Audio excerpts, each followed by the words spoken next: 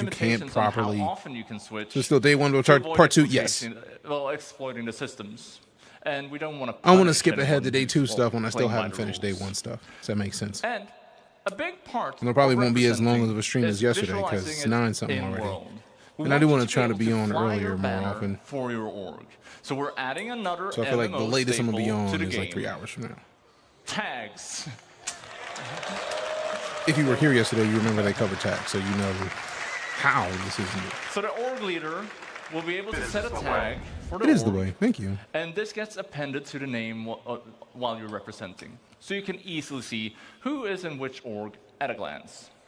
So we'll have it in chats, in world, and if you're not interested in this stuff, well, you have the option to turn it off as well. How novel! We'll be able to identify people around us. Wow. Hey, who mans is this? That's what I meant to do. This. I'm guessing they fit into this somehow. Yes, so you may have spotted a few references on the UI to alignment earlier, but what is it? So, it's your opportunity to form a relationship between org and in-game guild. Now, just as you in personal rep with the guilds, you can with your org now as well. So your org leaders pick which one you want to align with, and while representing, org members doing specific action, like contracts with them, will increase the org's alignment with the guild. But which guild should you pick? So all of our guilds are going to have a specific theme and associated gameplay. And you can basically pick the one that matches again, your bounty theme hunting or guild, that's what we're benefits going your to org be. the most. Just as a heads so up, a combat sprinkling it in. org, like the Fellowship, might want to align with themselves with Fellowship the of what? Mercenary Guild. As a heads up, fam, if you're a regular, this week is about to be CitizenCon recapping. And also, Lala is out of town for a few days, so the streams will be earlier, possibly, and go later. Very likely.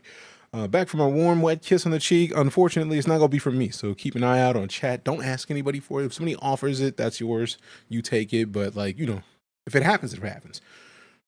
Don't be in here. Hey, give me a kiss. That's... You gotta find that yourself. What if you can do all the guilds except the unlawful one for obvious reasons? I mean, probably. Too bad Live is having issues, which is also part of the reason why I'm gonna be in Star Citizen part of the week. Like, we're gonna kick off with CitizenCon recaps every day, basically, and then we're gonna go into other games. So Dead Rising, I feel like it's gonna, or not Dead Rising, Death Stranding for tomorrow. Hopefully we can get further into Death Stranding.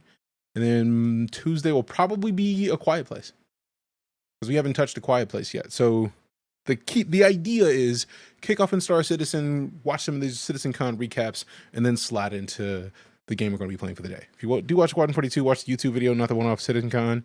I'm on the YouTube stream, and I get the feeling you're talking about because of the crashes. I don't want to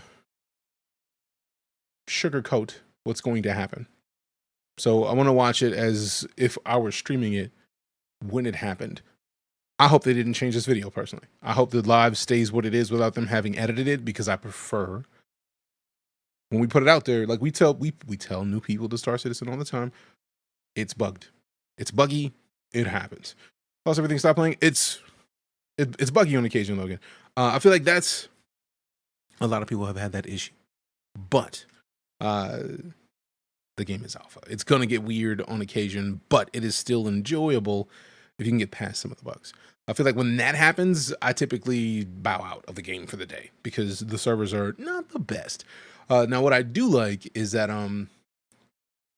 they are currently pushing for the new server tech, which is going to get up to, I think they've had between 600 and just over, like, close to 2,000 people. I can't remember if it's close to under or close to over.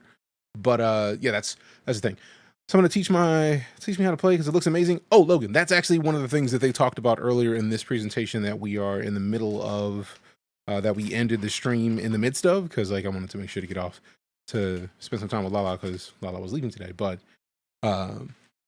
they actually are gonna have it to where in game there's gonna be things that you can do that are guide focused. So for example, somebody who's if you need help with FPS combat, you're going to complete FPS objectives in the game, and then you can apply to be a guide for that type of gameplay. So, for example, if I want to be a salvager, I'm going to go find ships. I'm going to salvage ships. Once you salvage a certain amount of ships, you can be a guide for salvaging. So like they're putting in-game benefits for people to teach other people in-game. They have that system as it is on the website, but they're bringing it in-game, which is great. The OG run is still native to the live stream. The second run is a video unto itself. Oh no, that's what I'm talking about. I'm watching the stream version. You have a question about a voice at the end? Cool. All right. Let's resume this video, and since we've seen all this, I'm going to switch back to Bamboo Labs or Bamboo Studio, will have and then other print this types of second. benefits. Finally, on guild alignment, plate. you are not This. locked in forever. I'm going to print this. You can switch at any time. However, Perfect. that will put your alignment back at 0. So it's a big choice. So every member gets full benefits. Well, not necessarily. We're also introducing Not necessarily. You sure? loyalty. You sure? So it's similar to the org's alignment with a guild, but this represents your Also, hi, Elizabeth. Good to see you. to the org you're in. To the org you're in. Anything you do that benefits the org while Benefits you the are representing org. it will gain you loyalty with them. So, for example, you could be doing missions for the org-aligned guild, or you All right, so I could fast forward a little bit because I feel like we watched a lot of this, and I wanted to rewind so that way when we got to like the now, The ability to I was up to date. create And also, alliances and go to war. they'll print this up, so yay. And there are many reasons. Oh, damn it. 3 something right over here. Right here. Whereas your org wingman will come in a dark. Let me go back a little bit just to be safe. Requests are sent Okay, from yeah. the screen if you have permission. Boom, And boom, you could boom, respond boom, here as well. Boom, boom, boom, boom, boom. And as a bonus, allied dogs are going to have additional lines of communication, Word. like alliance chat, Yeah. or being able to share alliance events. As long on as the it's not calendar, just to Baron's name chat, a we're few. good. Those of you who have lived through Baron's chat, no. So, Never look at rivalry, Baron's chat. That isn't a It's not a good idea. mutual agreement. If And not bad someone news, decides you're Baron. the Baron's in rival, World of well, Warcraft. Tough luck. However, you could reach a mutual agreement to make a truce, putting you back at neutral. And there's no real benefit what's going to on having with you, rivals, Lightning? Good to see you. so we want to make them easy to identify. That's why alliances and rivalries That's why alliances and tie rivals- directly into hostility indicators. So just like now, you'll be able to see neutral contacts in white and party members show up in blue, Oh no. whereas your org wingman will come in a dark. So part of the reason I was just like mildly terrified is that this print at the bottom, this is a very short, look at how small that that connector is. So like on the first version of this that I printed, which was only at 100% scale, this is at 115 because I have A big ass head. so like the 100%, this broke. So that's part of the reason why I used the support PLA this time, so I can have an easier time getting the supports off and hopefully don't break that piece off. I would prefer not to, but let's get back to it. Dark green. and Dark your allied green. orgs in a That better be pale orange. green. Show me an orange, baby. Your rivals will show up in red. Or Rivals? people in your That's kill cool. list. The kill list, people on your kill list that we mentioned before, will also show up in red or orange. What does the referral code do? If you you're decide not- to well, create an account for Star they're Citizen, not legal it to lets them attack. know That's the who go referred straight you. to jail Tells them card that if you- DeejayKnight if you referred kill you them here. specifically to create an account for the game. So we'll be It does give adding you in-game credits if you accessibility decide to pick up the options for this game stuff as well, to make sure that everybody after can you do benefit so. from these But like, updates. the cool part is you can make an account and not have to worry about paying for the game. You can just they have free flies. So, They're gonna have that's another one everything next for month, us so you can today, play but for it's yourself. just the tip of Cilantro, the we are currently social watching CitizenCon, which is their yearly convention. They basically showcase a lot of the stuff that they're working on for the next 12 months of the game. So we go back 15-ish seconds because he said something about the orange text that I did not hear and I would like to hear because I feel like that's allies, but I want to be sure. Your rivals will show up in red. Or yeah. people in your kill list. The kill list, people on your kill list. Now, that I'm we curious about mentioned the kill before list. Will also show up in red or orange. If you're not, well, they're not legal to attack. That's the go straight to jail card if you kill them here. So somebody who's orange So you don't want to we'll shoot. be adding accessibility options for this stuff as well to make sure that everybody can benefit. That's from what I these was curious updates. about this whole time. I was like, is there an accessibility option to change the color of that? Because some people have different So, colors that's that they everything can for or us can't today, see. but it's just the So tip that's of super the cool that they social already iceberg. that And we didn't have time before to I show even you got the chance everything, to but mention there's lots more to show in the future. and we're super excited because we finally get to deliver it. Appreciate the follow, Himothy. Now, what have we learned? He's him. We're upgrading Star Citizen social tools to MMO size. With a new social app in the Mobiglass, proper tools to manage parties with rich presence, ready check, and ship information. That's a lot of Richer stuff. chat with the niceties Very normally excited to present see in it every in-game. game. A new party finder, a system that allows you to find players to play with. Revamp beacons and guide system powered by rating and proficiency. I feel like it might fit, On but it also Ors, might be a little we're tight. bringing Ors in the game. It depends on how the backlog fits. We're obviously with a new orgs app, This but is also cool. alignment. feel it's So you gotta be the align your bottom. org with a So, guild like, and get right benefits here-ish. for your members, probably where it's gonna sit, representations, but, like, which identifies you in the how verse well will and the gives you back wrap benefits around so I can and just bring it loyalty down to your like this? orgs, and alliances and rivalry to identify friend. They're from finally adding foe. NPCs for your ships? Not Now, yet. At least they might We're going be. to leave you with a short. We are only like 3 hours and 42 minutes into yesterday's presentation. Like, this is all from day one. So it's probably going to be a week before we cover all of it. Just unless I have a hefty day and just like, Let's sit here and talk about this for like 10 hours. unless that happens, the likelihood is it's going to take us a while to go through all of CitizenCon. But yes, they're bringing Orioles in game. That is what this whole presentation was about specifically. They covered about how they're going to be bringing Orioles in game, the ways they're going to do it. It's a lot of cool stuff in there.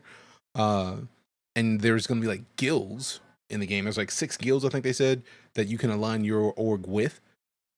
So like there's a transporters guild, I think it was, or like a merchants guild. So like, it's going to be nice. If they add NPCs to your ships, that'll be all fun. Favorite game in 2024 so far? Ooh, that's a toughie. It's been some good games thus far this year. What game have I finished? I think that's the thing. I can't remember what games I finished on stream this year.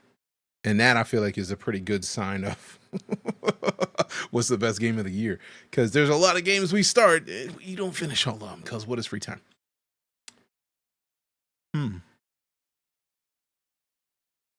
What just came out this year? I want to play Astrobot just because I feel like that's probably going to be one of my games of the year. Probably. Hella fun. Oh yeah, very true, Panda. It's like October, man. You know how many months of games we've had this year, fam? Like, let me play this while I look a list of games that have released this year that I've played, because sheesh. Max setting Star Citizen is so beautiful. I feel like I have said it before. I will say it again. Star Citizen is literally screenshot generator. So for example, if I go in here and I pull up in my Star Citizen folder, we got the Paper crane. appreciate your critters. Also, how you doing? Good to see you. Appreciate you stopping in. Let's look in the PTU screenshots, because this is literally, these are screenshots from my gameplay. Like, when I say Star Citizen is a screenshot generator 2024, that is not a lie. It's not a joke. It's not a game. It's real serious, because I mean it. And this is after I've moved my screenshots folder around multiple times. These are from my gameplay. Like, come on, fam. Like, this is ridiculous. Is that a good or bad thing? What? I'm great, critters. Thank you for asking. Also, appreciate them. GG's. 30 of them. Damn. But no, like, it's an absolutely beautiful game. Look at this. This feels like something that would be like in a game coming to a console near you, maybe because it's too powerful. Like, that's gorgeous. Oh no, that's definitely a good thing, because at any moment in Star Citizen, you could probably go into photo mode, take a picture of what you're seeing, and love it. This is almost going straight up. Over here on the right-hand side from the behind the ship, that is literally an entire city. So, like, the idea of just, that's gorgeous. I could set this as my wallpaper right now and be A-okay with it. Like, for real. For real. And true. I mean it. All right, close these. Get back to CitizenCon. Torpedo to end on, because we couldn't show everything we're working Hey, on. we But beat what the. would it look like in the unlikely Appreciate event you. where our Thank you two very powerhouse orgs came together as one? And my org, right? Yeah, it's a little teaser for tomorrow's How's the city Crafting scale in Your Star Home Citizen? presentation and Ooh. what you can build together as Like an which org. city? And teasing something Like, else in what coming way? in the future. Let me rephrase that Have question. a great CitizenCon, guys. See you there. Yeah. I feel like there's gonna be a long gap in between. Wait. Did they put game Okay, no. They actually put their orgs on t-shirts? Come on, bro. Don't tell me we'll be able to put our orgs on clothes.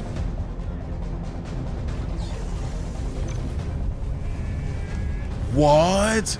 We'll be able to put logos on our gear? Bro, don't play with me. Don't play with me. Starfield cities are tiny. Bro, have you not played Star Citizen yet?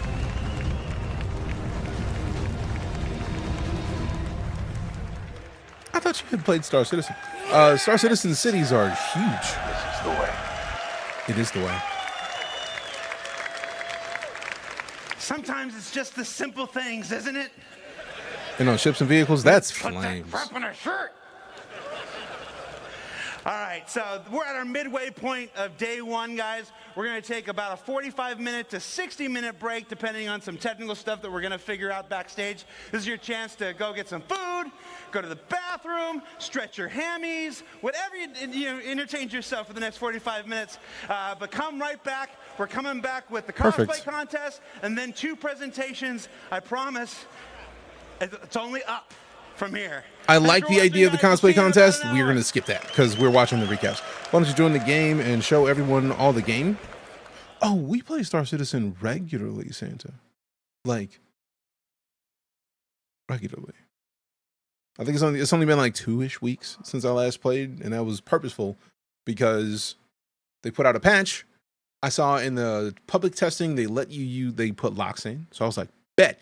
And then since then, right around the time that CitizenCon started to kind of ramp up after they put that patch out, it's been kind of mid. So the servers have been less than stellar, but we still get to talk about the game in the meantime. Servers are down. When did they put them down? I know that some of the servers were problematic, but I didn't know anything about the servers being down. So I'm going to plead the 5th.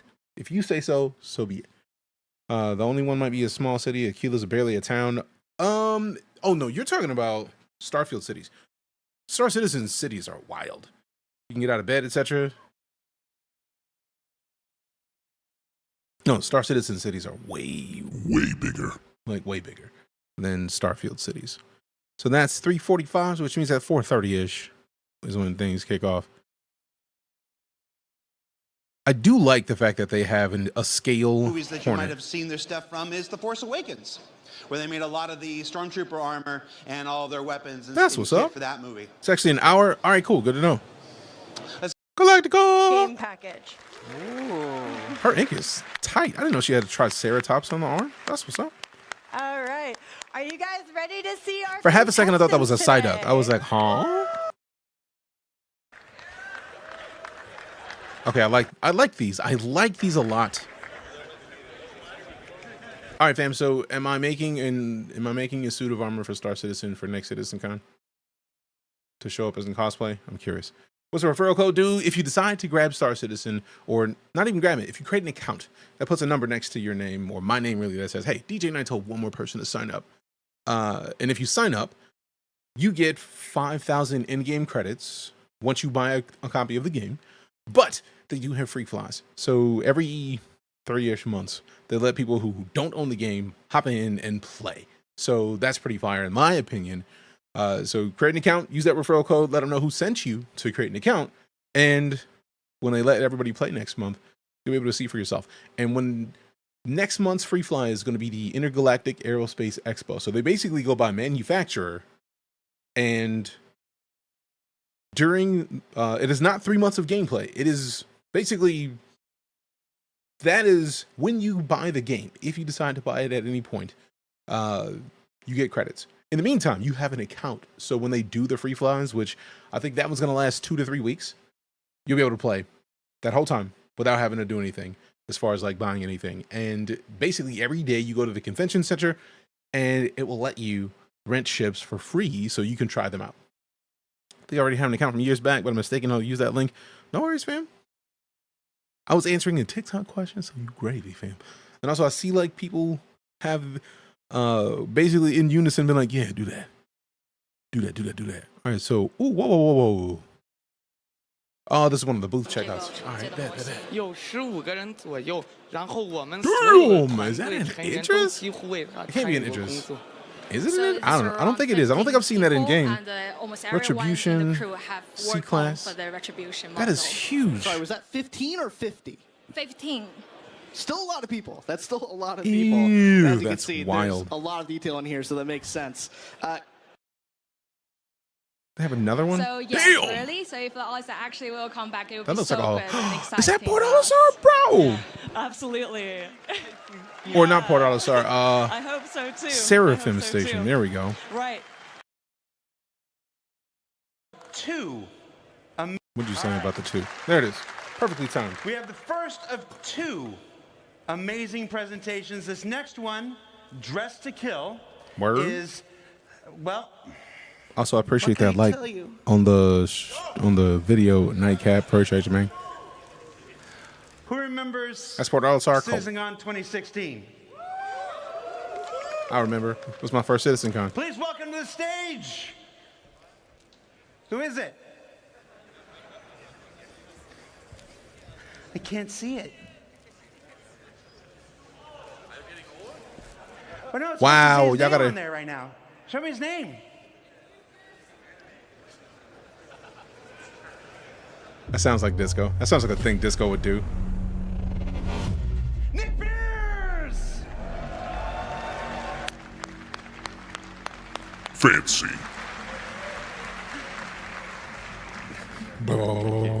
How's it going? How's it going? Hello, hello. Hello, hello.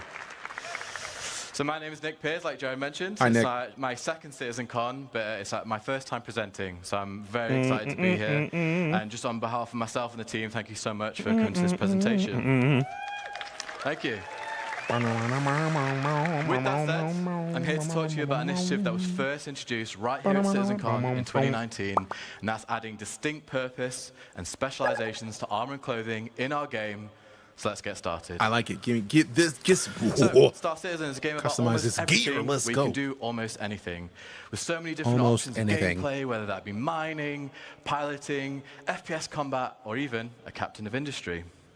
Unlike other traditional MMOs, I'm we a don't captain of impose industry. rules or classes onto the player. Twice on Sundays. In real life, people are not just one thing. I'm sure you can all relate. I've had many different jobs. I've not always been a game designer. In fact, it was only a week ago that I found out that Jared used to do tech support for prosthetic legs. It's true. You can ask him. Did not know that. That said, if you're like me, you like to excel at whatever you're doing. So that brings us on to the concept of specializations. Yeah. This is about bringing more purpose, more considerations, and more decisions to armor and clothing you wear beyond just looking cool. So, what are they? Specializations are the focus of your current daily adventure. That could be a daring racing, a cargo hauler, or a first responder. Specializations are a series of attributes assigned to each piece of clothing and armor in the verse to allow you to make informed decisions on both how you want to look and how you want to perform. What are they not? Specializations are not assigned classes. There's no magic toggle where suddenly you're forced into a role like a cleric. Of course, I wanted to hire you to be a wizard, public or even fear our piece of face, would delivery you do it? person. Yeah. They also do not limit you. I will pause this because I would love to answer that in the proper way. I have been a fan of this game since the day I saw it.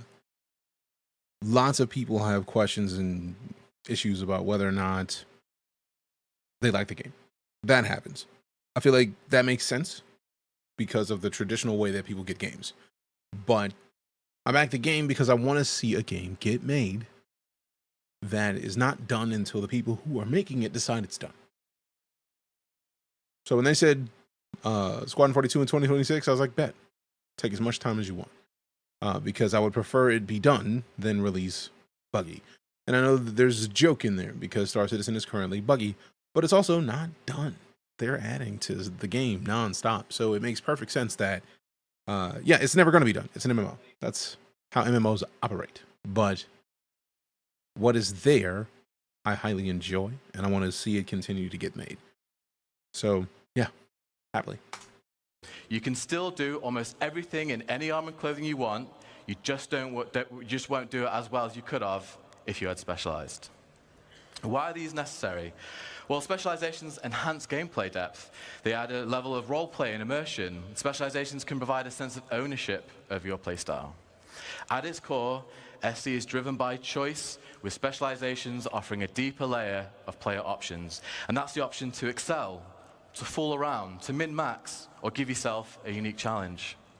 Specialization allows us as developers to make gameplay experiences that are deeper and more complex. Oh yeah, so easily. whether you're a salvager, a bounty hunter, or a medic, I could very easily see there myself will be doing that. specialized suits that will help outperform your peers. So at this point, you may be asking yourself, okay, well, how do I specialize? It starts by determining your playstyle. What do you want to do today? Are you going to be a trader, a smuggler, an assassin? Is there a void in your organization that needs filling? This is a decision you get to make and remake every single time you log in. Or, if you're like me, perhaps several times in a single play session. Once you know what you want to do, it's time to start hunting for the right gear. Specialized items are not intended to be found in any old store. You're going to have to do the legwork. You'll have to align with some of those guilds and factions that JJ and Benoit just talked about in the previous presentation. You'll have to explore the galaxy, find hidden stashes, and rare opportunities for better gear. Specialized items are meant for those who are willing to put in the work to exceed at your role. Okay. And once you've done all that, all right, I'm gonna let this play, but I'm gonna step away from the computer for a minute to refill my water. BRB. Yes, I said it. I'm still gonna be listening as well, so I'm not going too far. The very fabric of this new system. Can I get a hell yeah? All right. Hell yeah. All right. I know you guys have wanted this for a long time, so yeah, great. And to tell you even more about this new system that we do called Starware, please welcome to the stage lead character technical artist Armando Lira.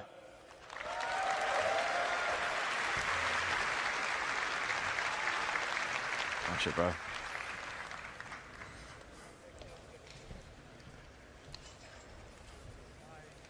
Thank you so much, Nick. Hello, everyone. I am so happy to be here presenting for the first time.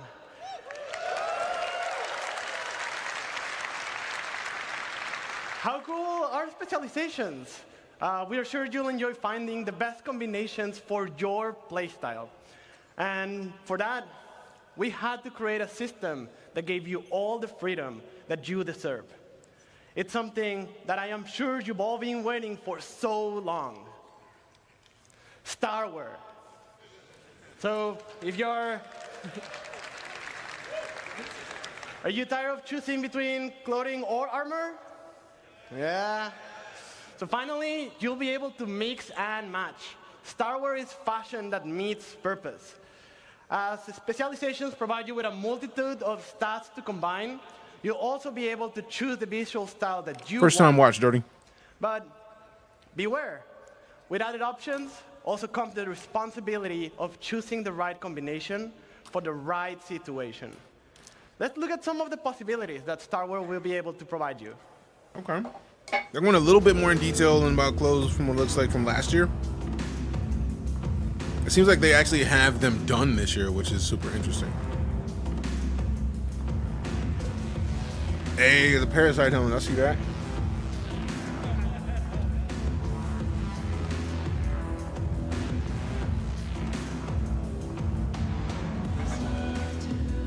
I like the low-key, like, almost armor fits. That's a nice little balance. Also, that little paper, like plastic bag helmet, that's pretty interesting.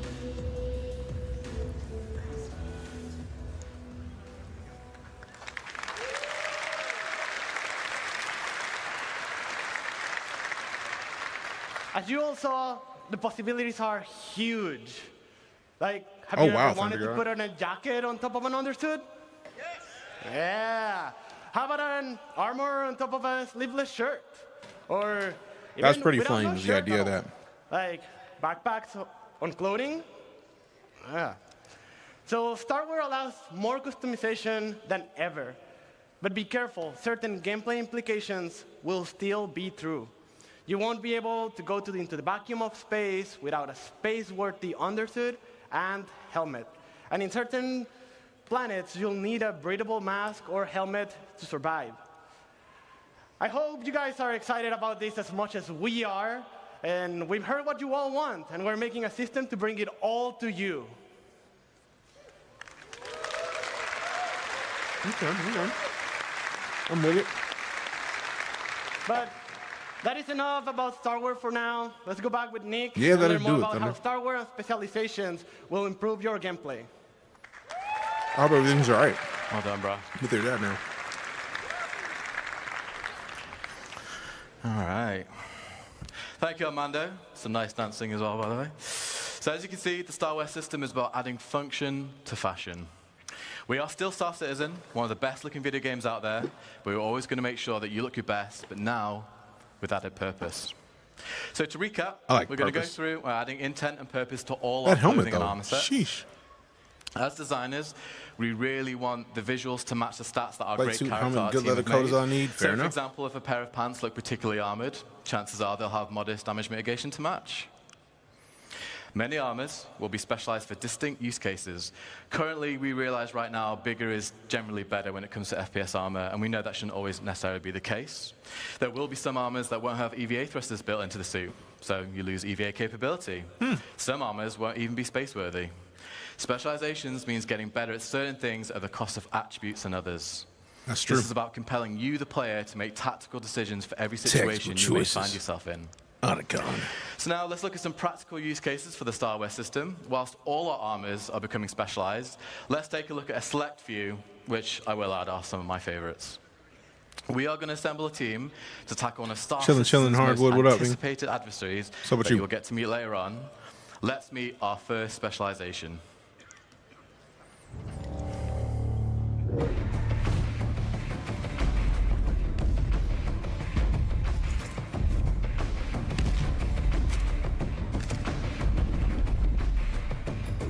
I expect him to have an accent of some sort.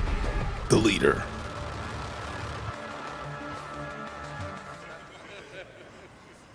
All right. Out in the sticks accent. How would you gotta do that, man? All right, so we have our leader. Let's get into it. So the player's choice of clothing will be crucial in a way it hasn't been before. With magnetic plates built into many clothing items, players can now holster both primary and secondary weapons. However, in the near future, there will be locations in SC where armor and weapons are strictly prohibited.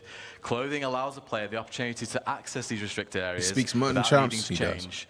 And some clothing will even allow the player to conceal smaller weapons from security, should the need arise. Well, luckily, this is still day one. We're going to be introducing is flight penalties based on... I didn't want to be in a situation to go straight into day two when we stopped at day one in the middle of the discussion about the org system and how they're going to be implementing it. So we just kind of skipped. And instead of jumping into day two now, we're basically going to watch these days over the next week, most likely, which I'm excited about. On the mass and size of your armor and clothing. You'll still be able to fly in medium and heavy armor, but you're restricting the precision of your control. If you're in clothes like our leader is here, or a flight suit or light armor, you'll be able to fly unrestricted. Now, if we look at an overview, we've cherry-picked 6 generalized stats to give you like a high-level understanding of how various clothing and armors we specialized. This is by no means a comprehensive list of everything we have available to us. It's just a little, So here you can see the leader has low protection compared to a full Anybody suit with a armor, worm? and Hold on. I missed part of this, but like Mans has a worm tattoo, bro. That's not the best idea. From security, it is the should same need worm. arise. The worm is coming back. Another new addition we're going to be introducing is flight penalties based on the mass and size of your armor and clothing. You'll still be able to fly in medium and heavy armor, but you're restricting the precision of your control.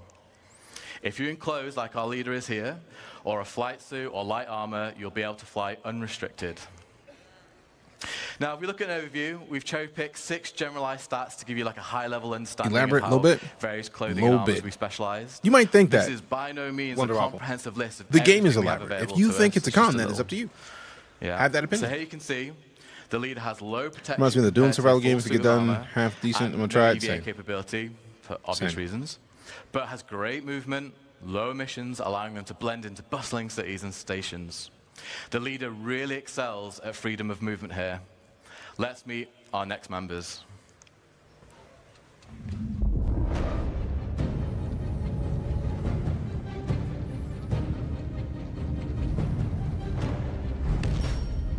The pilot.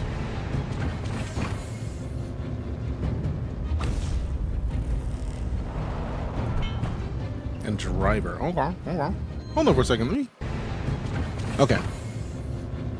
For half a second, I was like, is that a different driving vehicle? Well, then a different ground vehicle, you say? It's not.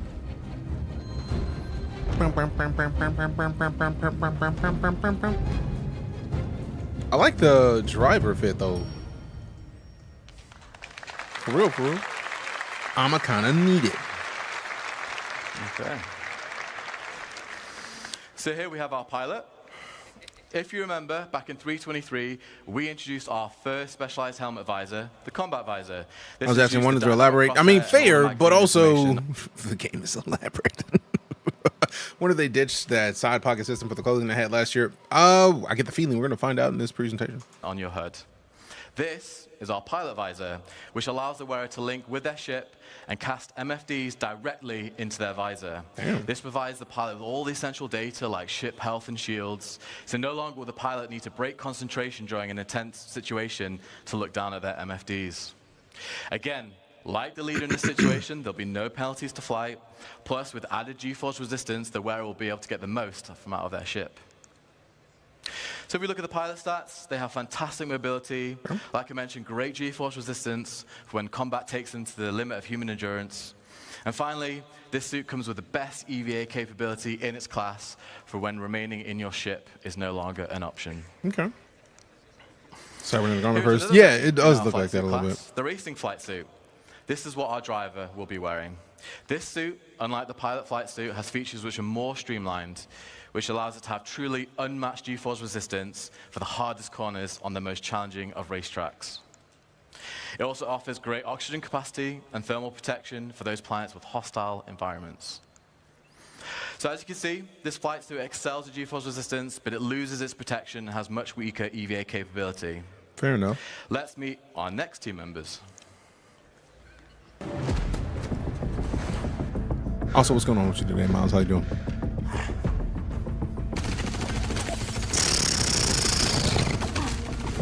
Get lit. Oh, that's the heavy. The tracker. Oh, the bounty, bro. Let's go. Damn.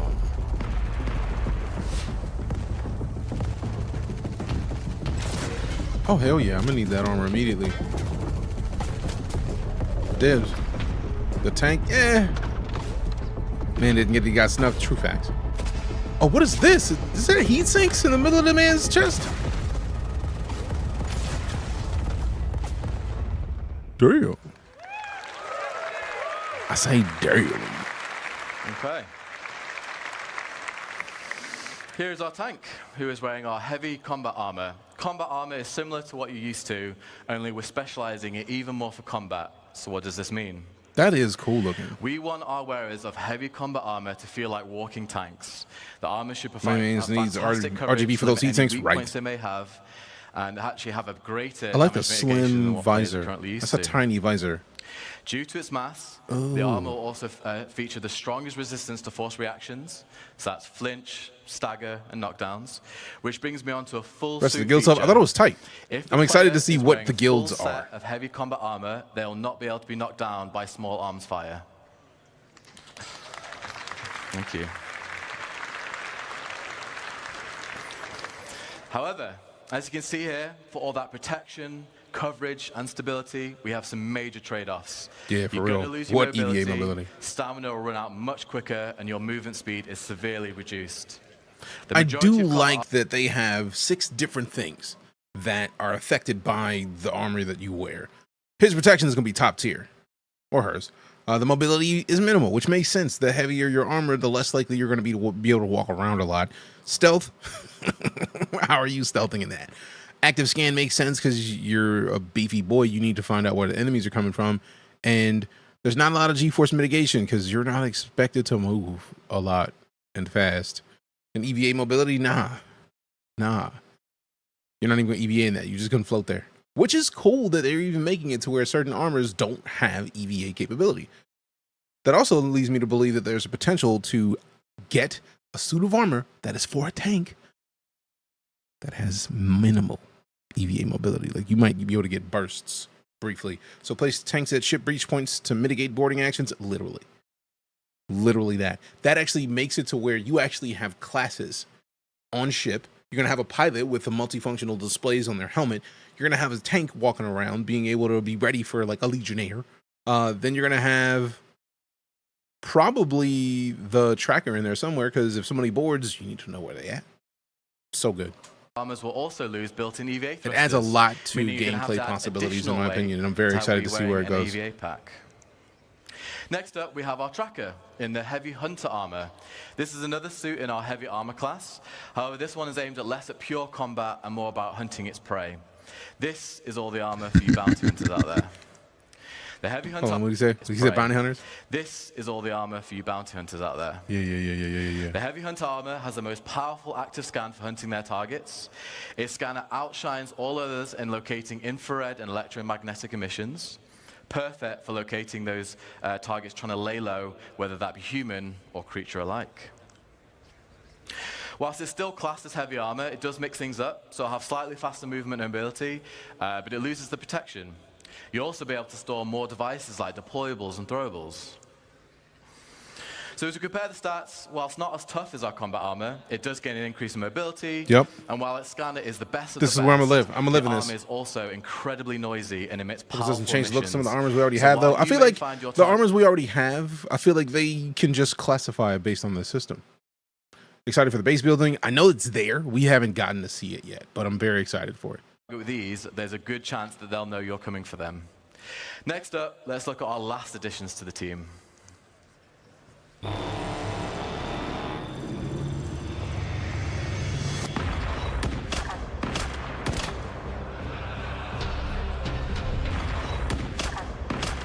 Why you shoot the Whammer dude? Hold on.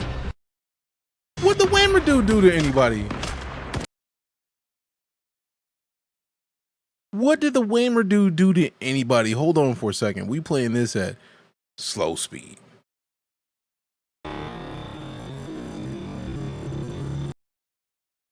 Oh, see, now I'm cool with the Copian catching it. Let the Copian catch these hands. Wow. Don't check. Boy, slept. What did he do to anybody? It's a burger, man. Guess I'm not getting the Whamburger Deluxe for a while. Apparently not.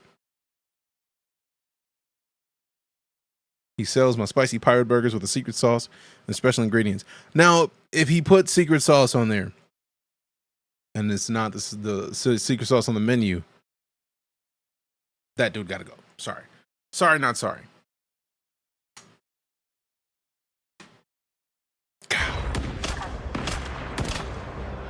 So I feel like this is probably going to be my second suit. Primary bounty hunter. We got to get the sniper fit. Y'all already know how I roll. Dad friend. Yeah, that's fair.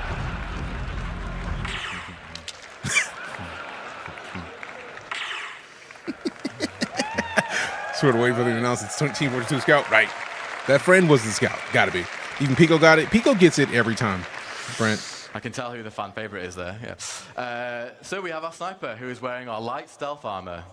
Here's another example of a full suit Undetectable on active scans? It's the wearer has all pieces equipped, so that's helmet, core, arms, and legs.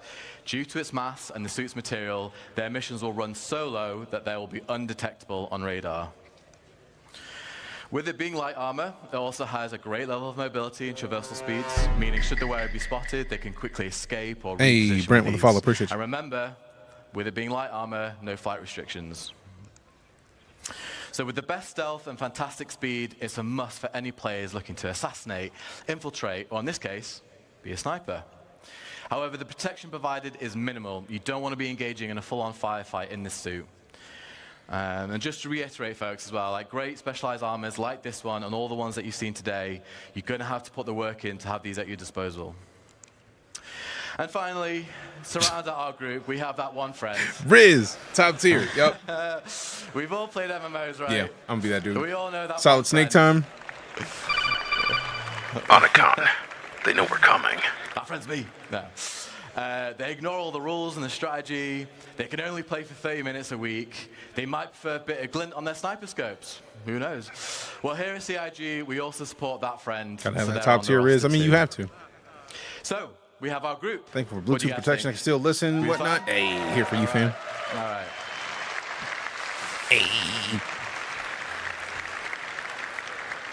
So let's see what they face ahead and if they're up for the challenge. And to talk to you about that challenge, please welcome to the stage Senior System Designer, Zach Priest. You've been great. Thank you. What up, Zach?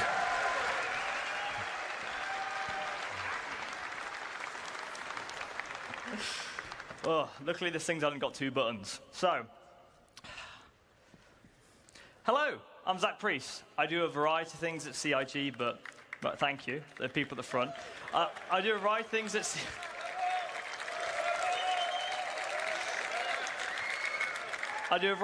at CIG, but I'm mostly a designer who works with AI and guns. So most of you will be wondering, what could the next part of the presentation be about? Well, let's get stuck in. Star Citizen, at its heart, is about community. From our relationship with players, Guild Bank stuff was pretty cool. I know lots of people were asking for that. Yeah. We love group content. I didn't really see them talk about the bank specifically. I think they said they were mentioning it probably for today. So that might be a thing that I missed. It was about CitizenCon. And Angel, CitizenCon was this weekend. And we are recapping day 1 from yesterday. We're going to be going through all of CitizenCon's presentations basically this whole week. Before we get into other games, but it's gonna be a good time. And if you enjoy Star Citizen, go hit the follow button. Come see your boy. Well, now our crew is assembled, and in a universe as big as the man that speaks mutton chops with a wild stash scent. So let's find out what they're going to face. Now, they're heading to the planet Monarchs, which is in the Pyro system. So without further ado, let's find out what they're up to. Oh. All right. All right. All right.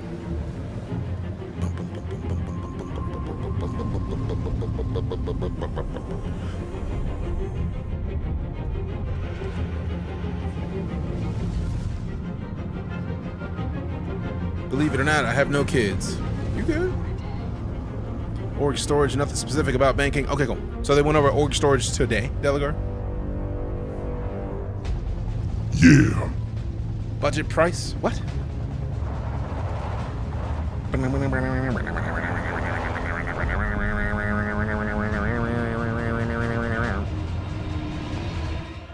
Excited for when the Orion becomes in game, right?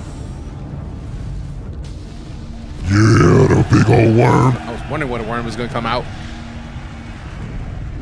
Phrasing? You know it's phrasing.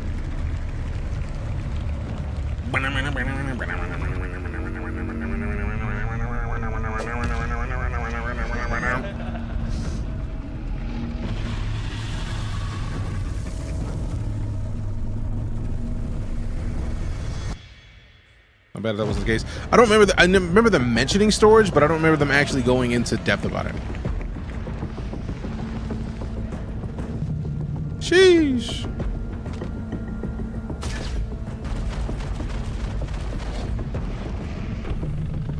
I would have been swallowed up. Have you ever been swallowed up? Damn. That tracks. I wonder how soon we're gonna get this, because I want this worm right now, bro. I get the feeling it's gonna require Genesis for them to put it in, but yeah, and fighting worms is coming.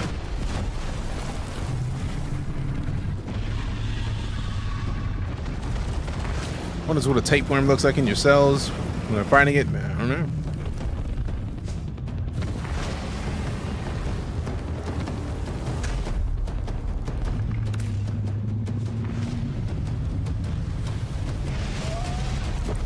Dang.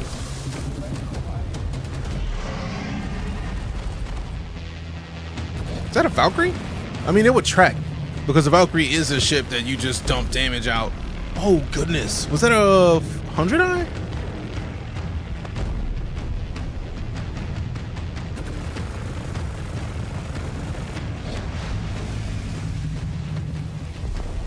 Yeah, it looks like you want to keep your distance from the worm because that thing is huge. Hey, Ant with the follow, appreciate you. This will be a patch after 4.0. That makes sense. Because they did say prepping for Pyro.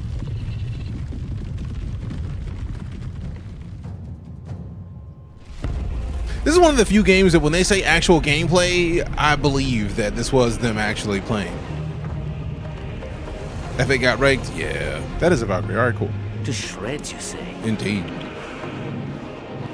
Just know there'll be another group hunting the players that are hunting the worms. Guaranteed, Chris. This is Star Citizen. That's expected. Bye, F8. I don't know what a sniper rifle would do to that thing. Damn.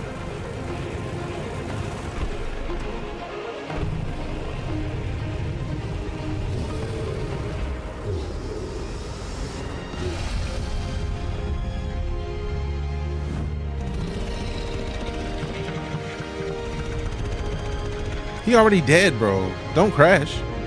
That dude crashed. There is no way they didn't crash unless they boosted hard. Finally, we get to see those space cows.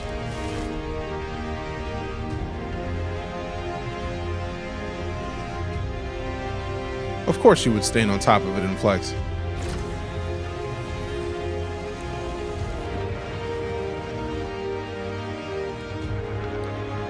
Space pearls, worm pearls, and teeth? Bro!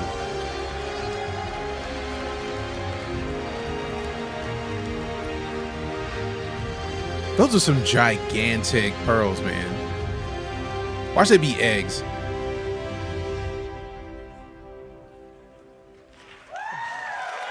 My tune. That looks fire. Same, Brent. It seemed I would park my ship on top of it. That was cathartic. Absolute cinema as far as I'm concerned. The teams at CIG have worked so incredibly hard to get to the point where what we just showed you was no tricks, no hacks, just gameplay of the Valakar.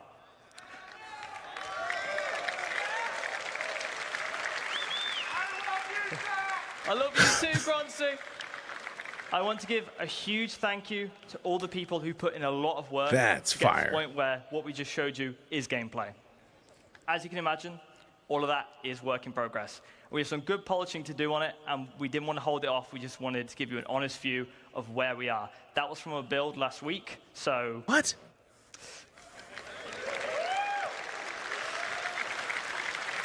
So when they put Pyro in, we'll be able to do that? Monster hunting is coming to Star Citizen. And the best part was starting off this epic series of fights with the infamous Valakar, who some of you may remember from 2016. I remember that. This absolute monster of a creature is 300 meters long and sees your light fighters just as puny little ants.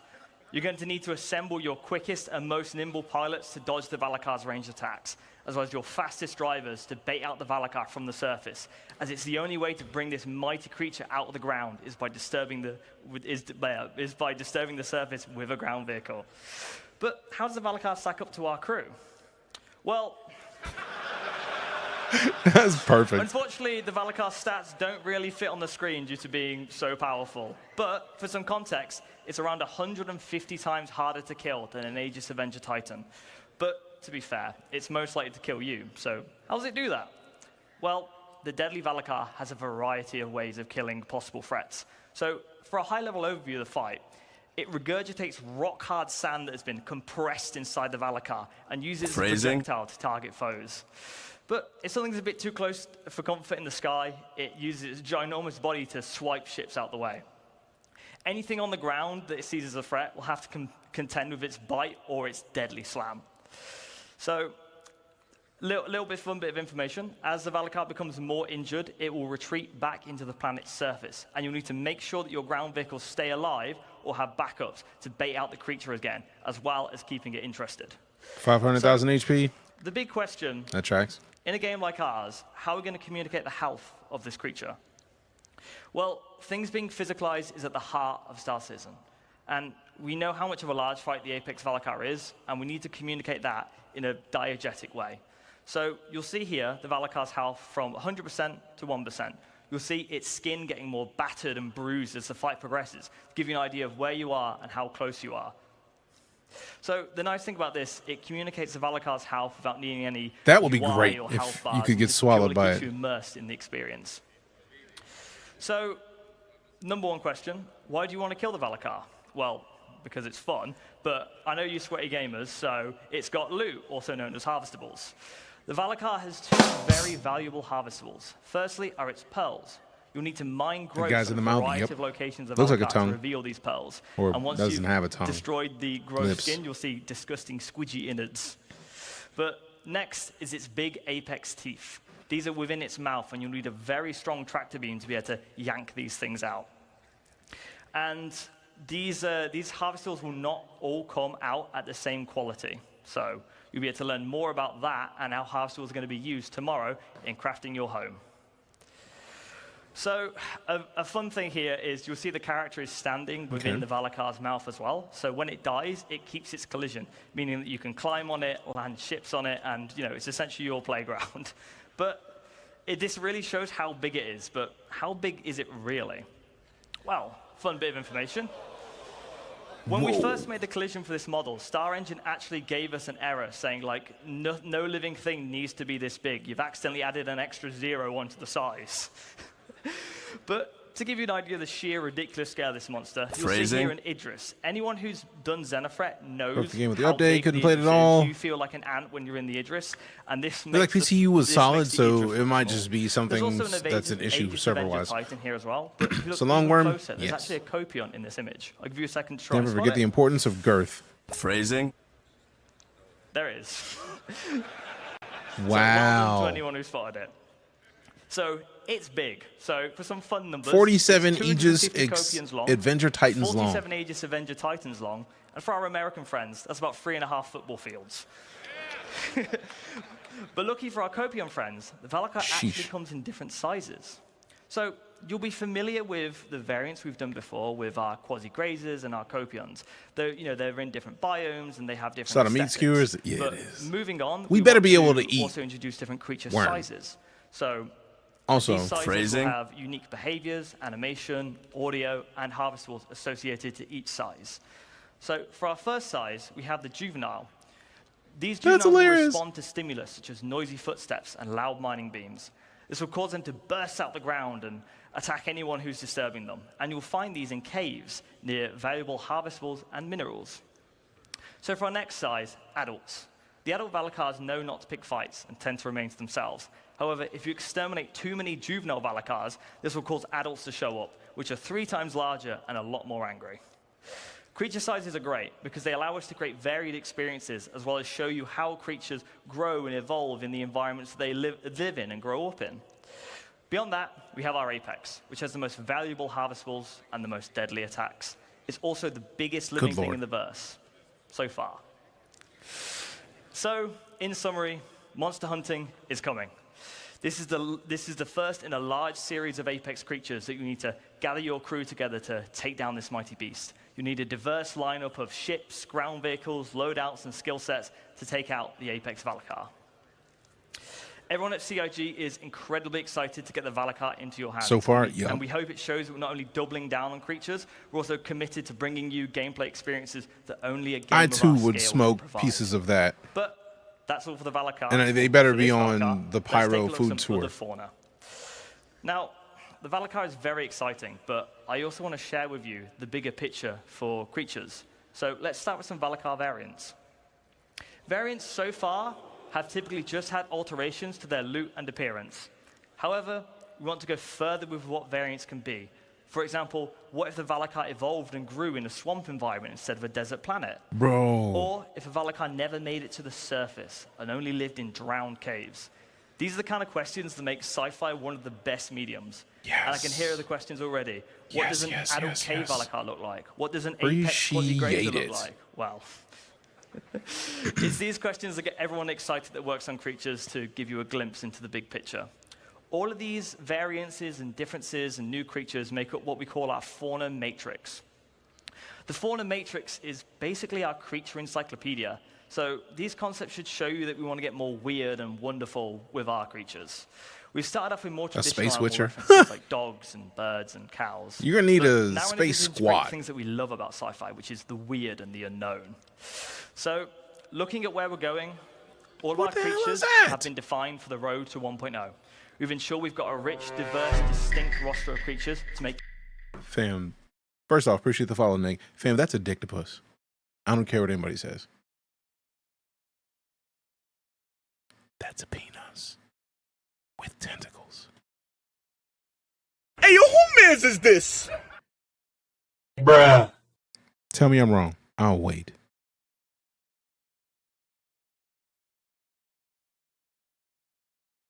I'll wait. Look at it. Look at it. Just you look at that and tell me that it's not what I said it is.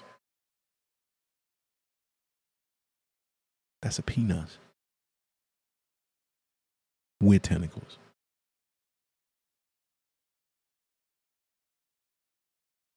So at least one creature artist watches anime? Factual. I didn't think that was ever up for debate, really. Like, we knew this. They promised more. Oh, yeah. Each of our planets feel special. As well, elevators can be lethal. I mean, to be fair, elevators can be lethal in real life. Appropriate creatures. We've been designing creatures in mind so that planets' ecosystems influence their behaviors, designs, aesthetics, and harvestables. With that being said, I would like to give you a sneak peek at our fauna matrix. That's all from me. I'm very happy to be bringing the Valakar to all of our backers. It's really like nothing else you've played before. I'll leave you with this last video. Enjoy the rest of CitizenCon, everybody. Last video. Copion. The bird. I don't remember what his name is. What is that? Okay, the big boy worm. Yeah.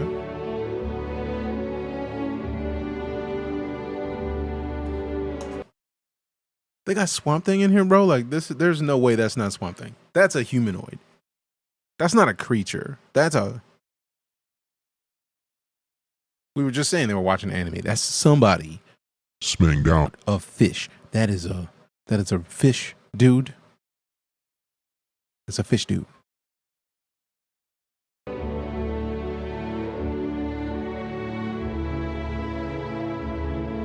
Good Lord. That's a lot of creatures. That looks like a capybara. Capybara. Capybara, capybara, capybara. What is this? That looks like it's a terrifying mix of like a horse. No, too many things. That's a bear lizard. What is up with that thing's head? Where's this thing's face? That's a cow with a hump and elephant ears. What? That's got to be his mouth. I refuse to believe anything else. Also, there's different variants of this dude right here and right here. So this dude, this reptile dude, probably based on what region it's in. So there's multiple of the same creature in here, from at least the looks of it, because this thing looks like a juvenile version of this thing, which looks like it could be like a Bulbasaur or Venonat, but like fleshy. It just looks less than stellar. Next to Swamp Thing 2. There's a lot of Swamp Things. Pick one. Darby David, what up? Looks like a few bat-like creatures and a floating whale-like creature. Yeah, that looks like a floating whale right here. That's a mouse-looking thing. That looks like a variant of the bear thingy lizard here. That looks like a raptor. There's another Swamp Thing dude. That's a fish? I'm hoping that's a fish. It looks like it might be a fish. There's a lot of creatures in here that they're already planning on bringing in here. I get the feeling there's a Demogorgon in there somewhere too. We have some amazing creatures, but we also have some even more amazing Let's do this pilot helmet. All right, cool. I just wanted to see that real quick. Get mistake, broken models, get mistake, broken models. Right. Come back a few minutes. Not even a few minutes. Back. Okay. Profession will be to catch and tame all the creatures. My profession will be to catch and eat all the creatures. Got full mobility back. About to get more dangerous. You know, They'll start trying to eat us. Factual. Chris Roberts isn't ready. Go take a run. Don't take it literally. All right. Find also, quite frankly, if I may say so, find someone that looks at you the way that Scrap from Bar Citizen International looks at someone doing a CitizenCon interview. That was just so intense the whole time. All right. As they said, as Dan and Sam said, we have one more presentation left. It's a big one. Beyond Pyro. 6 Copians down in the bunkers and unleash them on the pirates. That'd be what's sweet. next beyond our next star Ranch system, livestock which are just ridden went across to the planet. PTA, Oh, guaranteed. Viva Cuddy, all right. I've been in this world for so long. So please welcome to the stage one of my favorite people at CIG, and I don't say that lightly. A man whose last name took me 3 years to learn to pronounce correctly, and I'm still not entirely certain I did it. Please welcome to the stage Star Citizen's creative director, Mr. Ian Leyland. 40 minutes. And then it's the countdown to the Squadron 42 demo. I feel like we'll probably watch this and then come back for the Squadron 42 demo tomorrow morning. I did. Because I still got to feed and walk the dogs this evening. One day. Thanks, Jared. Is he wiggling like a cat? He Hello, messed up his everyone. ankle Wonderful like at to the see beginning you of the all. day. Thank you for coming out. Catching that loose in the guys see cities, that that's a word? savage move, Battleborn. Really cool. All right. This is the one you were waiting for me to see? Nice. So right now, it's all hands on deck to make 4.0 the best experience for you. Richer locations, Okay. deeper gameplay, I like it. better experiences. Real life?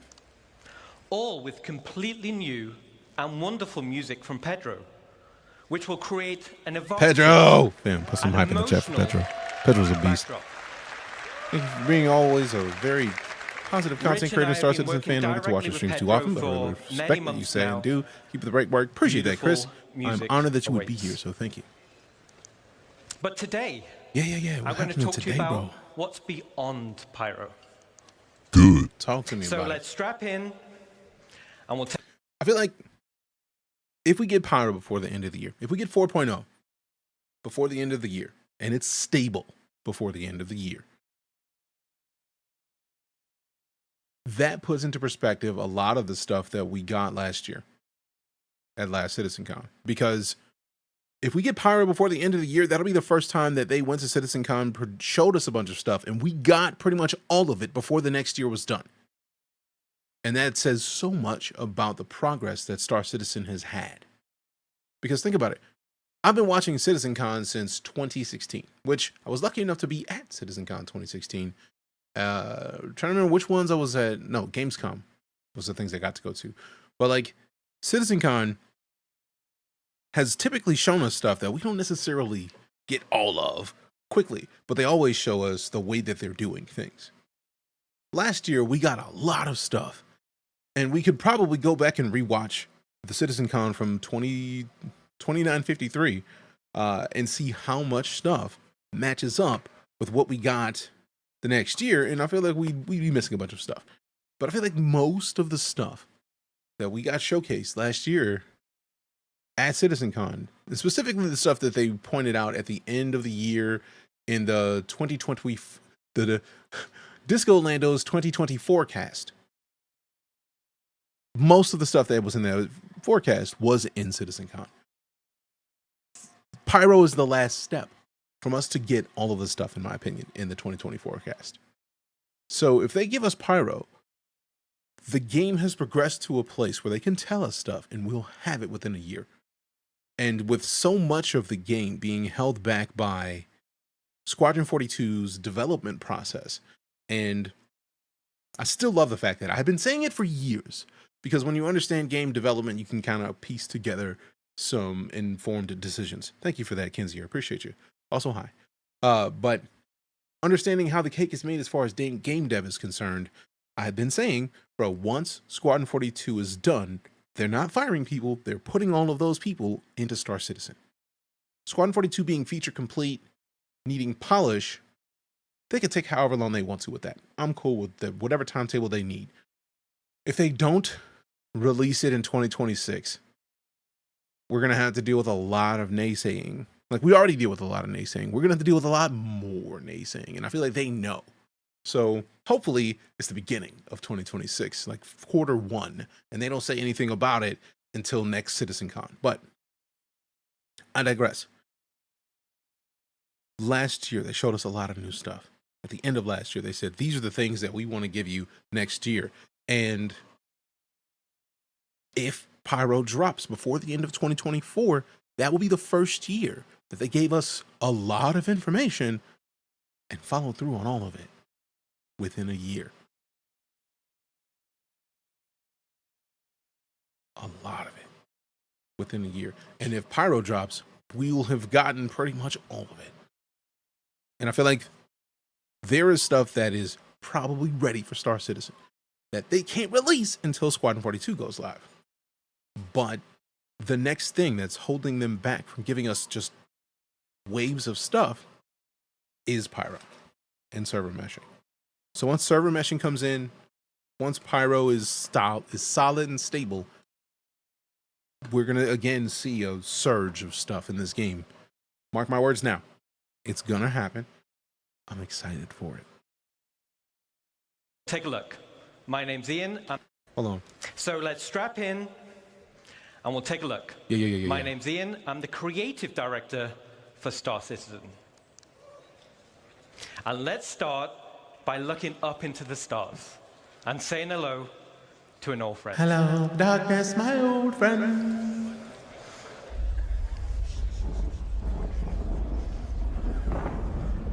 Who's breathing? I hear somebody's nose, and it's not mine.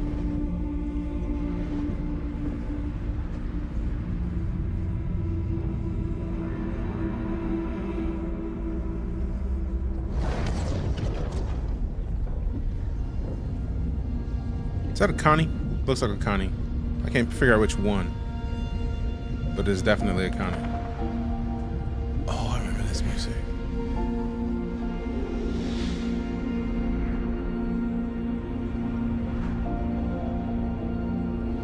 I thought we were gonna stop in there with whatever's floating in there.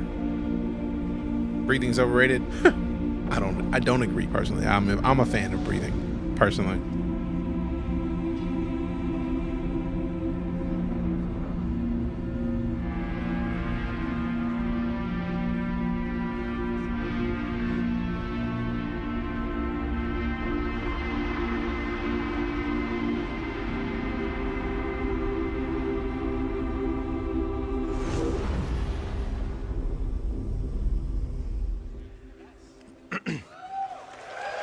I know we saw an asteroid field. I can't tell what ship that is, but we'll see soon. Awesome. All right. So this is Nyx system. Nyx was discovered in 2582 by Carla Larry during the height of the... Hold on for a second.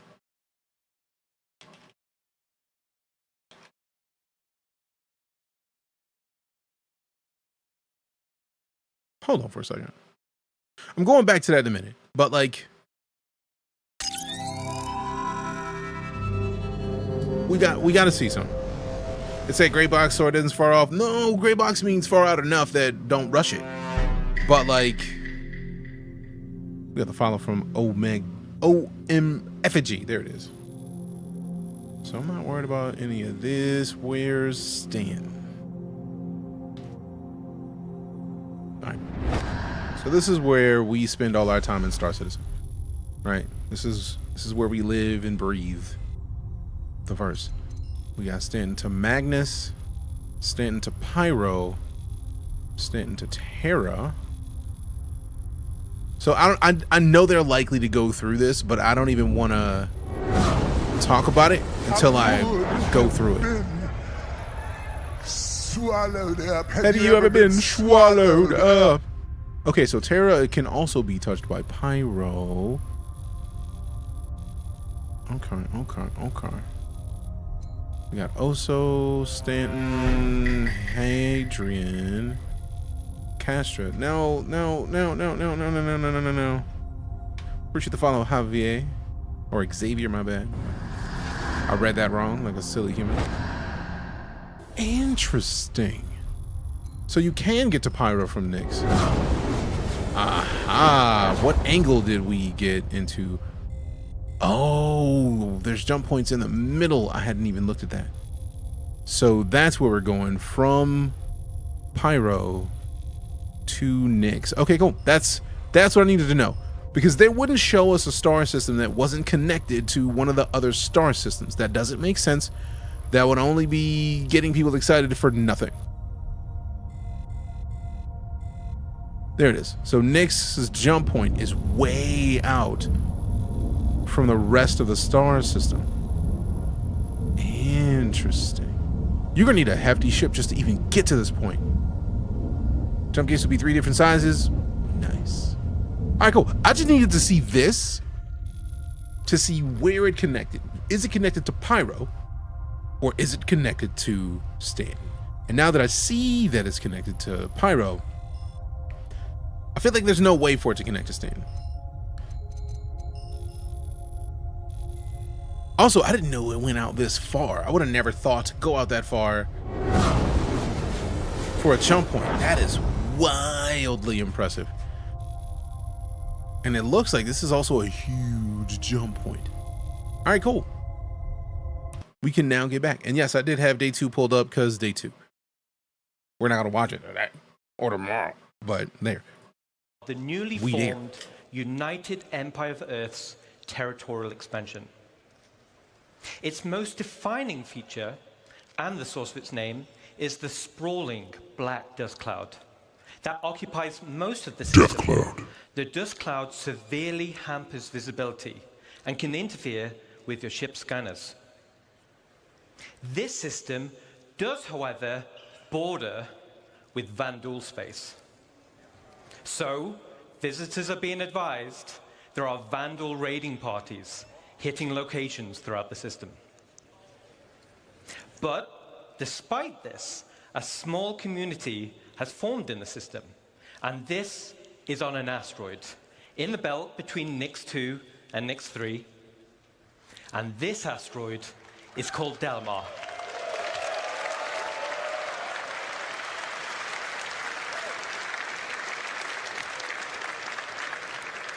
And here it is, hidden deep in the Glacium Ring.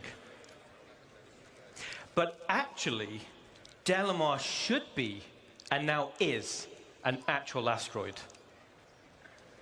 And as it's an asteroid, the space is a zero. What up, Malik? Good to see you, fam. Giving How's a your unique identity for a landing zone. So let's take a closer look at the main POI on Delamar.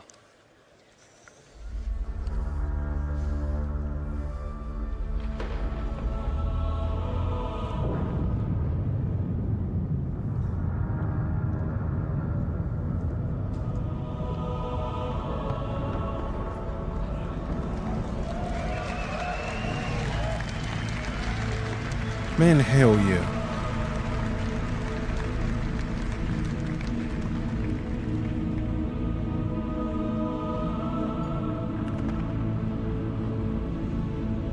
I missed this. This was... I feel like this was when the Pupil the Planet trailer happened. Or in that time frame. This was another place, wasn't it?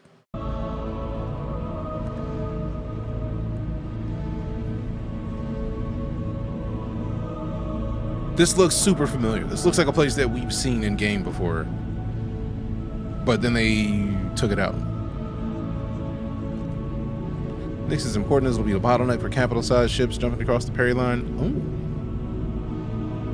Sorry about that. Are the servers working by chance? Just watching recaps? We're just going through recaps right now. Watch closely to the ships.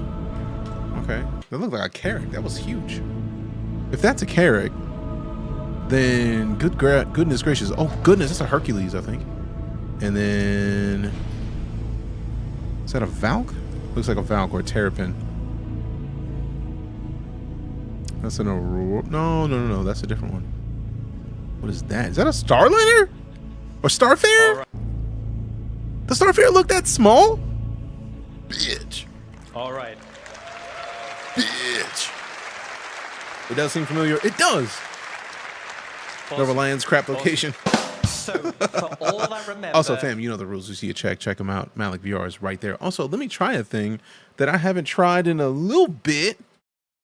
Since we got the cool Tooly Tool tools. Let's see what it says. Otacon, prepare to receive. This USAF vet is taking their H-21 helicopter on an intergalactic journey through Scotland and England.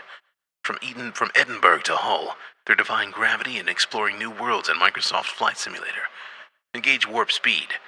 May the Force be with their helicopters or navigate the virtual skies. Snake out. Hey, I like that bot, man. That is a really cool bot, man. I'm a big fan. Big fan. All right, let's get back to it. Stream clip successful. It's awesome to be able to say. What are you most excited for? Shit, to Levski. Levski, that's it. Oh my god. Eventually, thank you. That's Let real. me tell you why it's a cool place. I definitely missed that. My bad, fam. This used to be an old mining facility, which I was remember mothballed this. and then abandoned. That explains why I There is remember an this. eternal network of abandoned tunnels and mine shafts, and these are now populated with refugees, fugitives, and criminals. This is also... Fam, this is where we did the elevator of death. If you haven't seen it, the elevator of death is one of my most viewed clips on Twitch.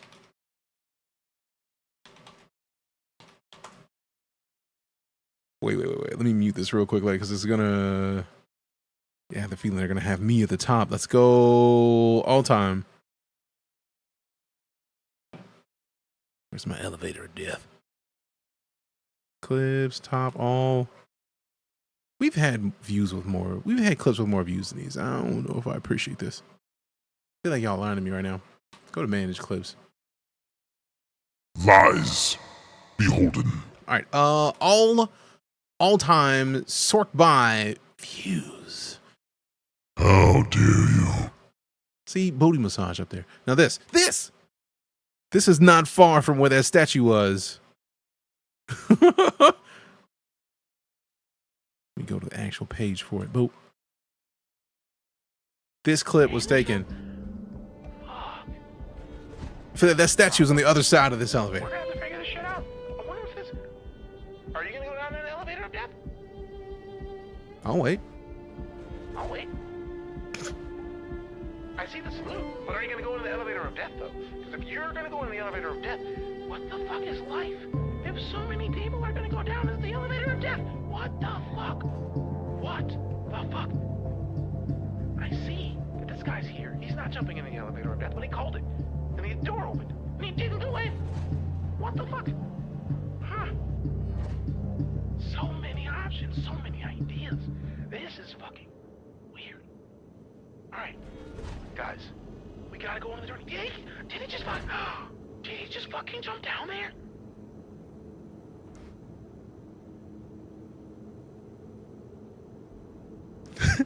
Was he over on my right? Yeah. Fam, I have not seen that location in a long time. the home to the People's Alliance, who you'll be doing some work for. Humans. And as Levski was made some time Yeah, back, as a character. it needed to be updated. Okay. So that it can fit into current gameplay features and systems and mission loops. So let's take a look at the first update, and that is to the hangars and landing services.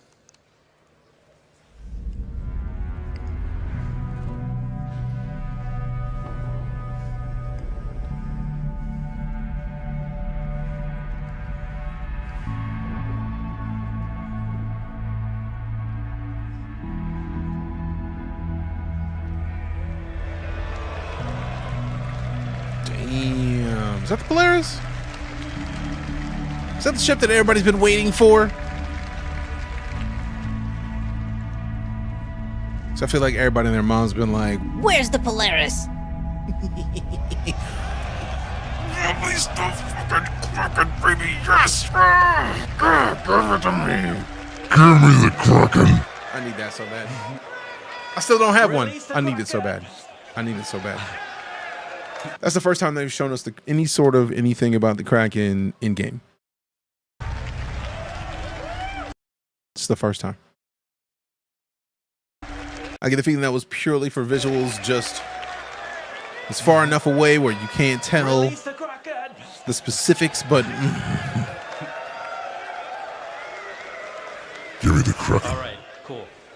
So Levski is still perched over the borehole, but now has a suite of hangars that are arrayed around and inside the borehole.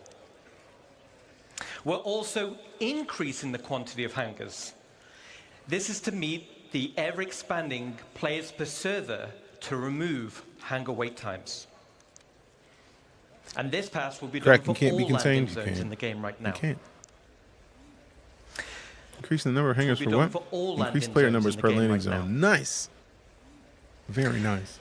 And for players that don't want to store their ship, docking services will be added high up on the cliff walls. Now, other than hangars and docking services, there are other ways to enter the location, which are also getting new updates. Let's take a look.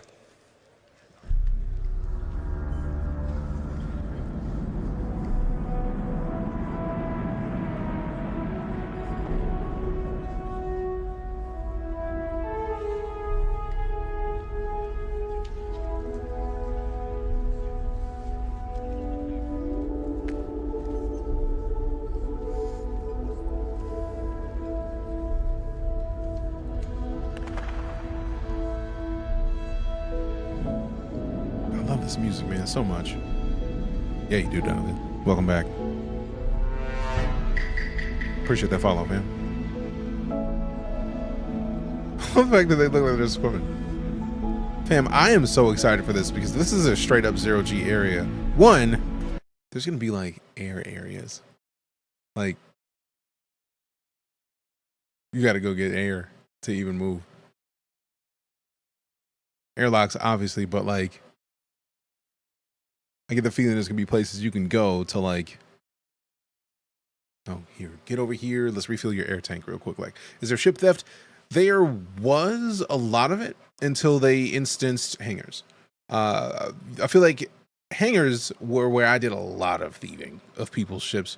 When I first started playing Star Citizen, some of the stuff that I used to do was just like wait in a hangar to see if people were going to hop into a ship. And if they didn't hop into a ship, or they would call their ship and I would wait, and then they would walk in and I would walk in behind them if it's a big enough ship and they weren't paying attention. And then it would lift off. Then we'd go land somewhere, and then they would leave, and then I would just get in the driver's seat and fly off. That is not, what was the return mechanic? They basically would claim it on insurance. So they would go to pick it up, and it would just not be on a landing pad, and would say, hey, you want to claim this ship? And they could claim it. And if they claimed it, the ship immediately disappeared. So you had to get out immediately and go somewhere really quickly. Otherwise, you'd be in the middle of space and get yeeted from the ship. I'm very excited for the server or the container streaming, because that means that they can call another ship and it won't immediately pull the last ship. It'll still be usable, but that ship will then have a new or object container streaming. I feel that it's a part of object container streaming because that means that the item that's there is there across all of the servers. But like, once it gets to where you could steal a ship that somebody parks on the ground and they don't like lock, that's going to be the next phase of Star Citizen to me, because I'm going to be taking a lot of ships. It's going to be fun. Used to be on top of the ship when it took off. Let me fall inside the ship. Smooth. I get the feeling they fixed that a long time ago. But let's digress. Ransoming ships back would be cool. Sounds like pirate gameplay to me, doesn't it? And they're going to let you be a pirate if you want to be. That's a fancy skin for a Connie. Okay.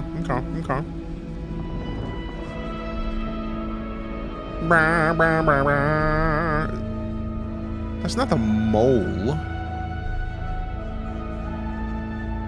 Which Argo ship is that? The Atlas I see. I see the homie Atlas. Correction, my ship. But I watched that RP. Oh, I would do it. For the lulz, guaranteed. Raft, thank you. I need to recap my videos from last year that we recorded at the last Intergalactic Aerospace Expo, because they really need to be making the Raft into a multi-purpose worker ship. All right, awesome. There's no reason why there shouldn't be. The mole is for mining. There should be a raft or a different version of that ship that allows you to salvage. I don't care what anybody says. You should be able to do all of the actual works inside of that with Argo ships, because they're basically like the caterpillar of the Star Citizen universe, what it feels like. What is it? Right now, we are watching a video currently, but I do have pretty decent specs for my PC. It is a Ryzen 9 5900X, Radeon 7900 XTX, 64 gigs of RAM. I think it's DDR4. But once we get the DDR5, it's going to really start pushing. And then 1 terabyte, 2 4 terabyte SSDs. So yeah. Have you heard of the Blue Nova Clan? I feel like that name sounds like it's from Mass So around Effect. the main entrance, there's still gravity plating for on-foot access. If memory serves. And these will lead to open landing pads for quick drop-off and pickup. Steal ships instead of ransom them for cash, And we're blackmail also folks for adding embarrassing access screenshots or video to clips. That'd be gameplay hilarious. areas for a variety of local missions and gameplay types. And as you saw in the video, there will be banks of exterior freight elevators.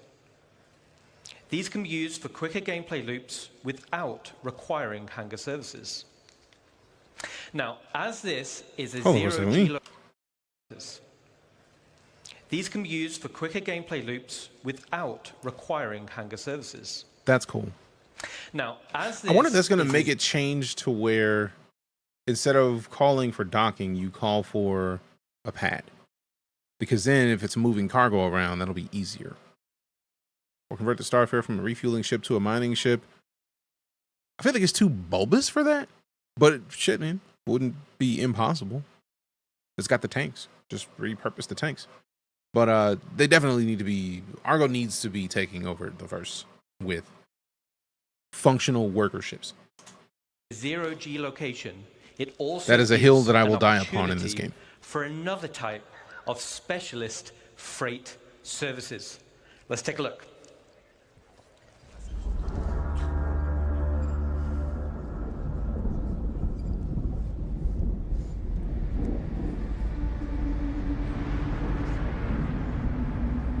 Damn, that's cool as shit.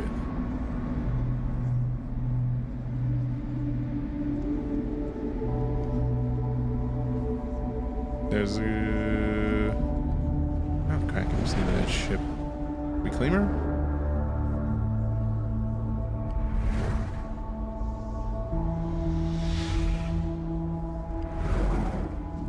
I insist on an origin mining ship so I can check chew rock and comfort. That'll be fancy.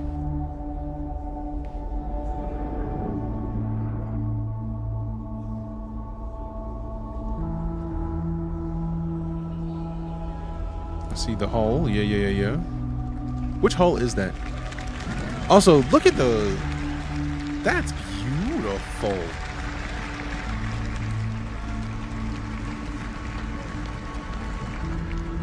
And what's funny is that that's actually not unfeasible. Or, because that looks super feasible. We already have tractor beams that work on ships. So it shouldn't take as much to make a tractor beam that's more powerful. Until it's out, I can't trust the founder. I mean, to be fair, Shamsung, they have been updating this game for a long time. And I just got done saying it probably 20 minutes ago. As of last year, they talked about enough stuff in like one segment of Inside Star Citizen that they were planning on dropping in 2024. And if Pyro drops, if Pyro and 4.0 drop to this game before the end of the year, that'll be the first time that I can remember since I've been playing this game that they showed us a bunch of stuff in a very short amount of time that went into the game before the next year was done. Where do I plug in my headset on my PC? Depends on what kind of headset it is. Some of them are 3.5 jacks, in which case you plug into an audio jack. Some of them are USB, in which case USB-A or USB-C mostly. Or that's wireless and use Bluetooth.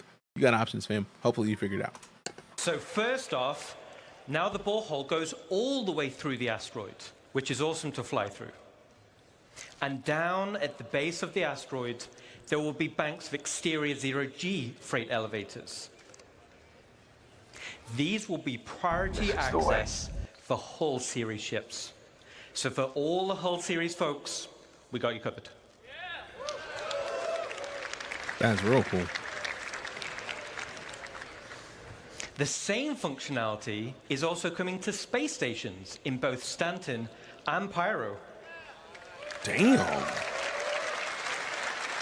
Talk about upgrades. But wait, there's a little bit more. Let's take a look.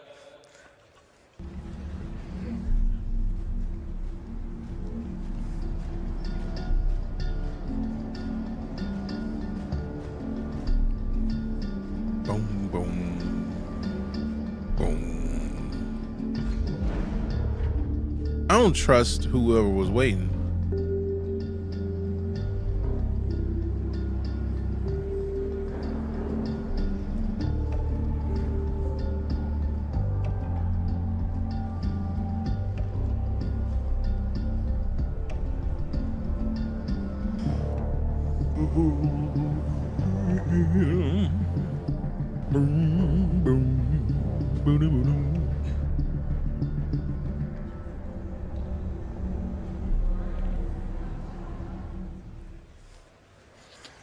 All right, cool. I think that we got to get a little bit more information as to what we just got done watching, bro. Like, so the external freight elevators will now have direct access to cargo decks to be able to quickly sell or pick up for the next run. So that concludes some of the exterior updates coming to Levski. But the interior is also getting some updates to bring them in line with current gameplay requirements. These will be spaces like cargo services, as we just saw, for hauling and supplies, and refinement centers. Damn, that's so pretty. You don't need to travel far to refine your ore. And we're updating the interior layout to provide better access to gameplay spaces. So to conclude, Nick's system will be the next system after Pyro. Yay!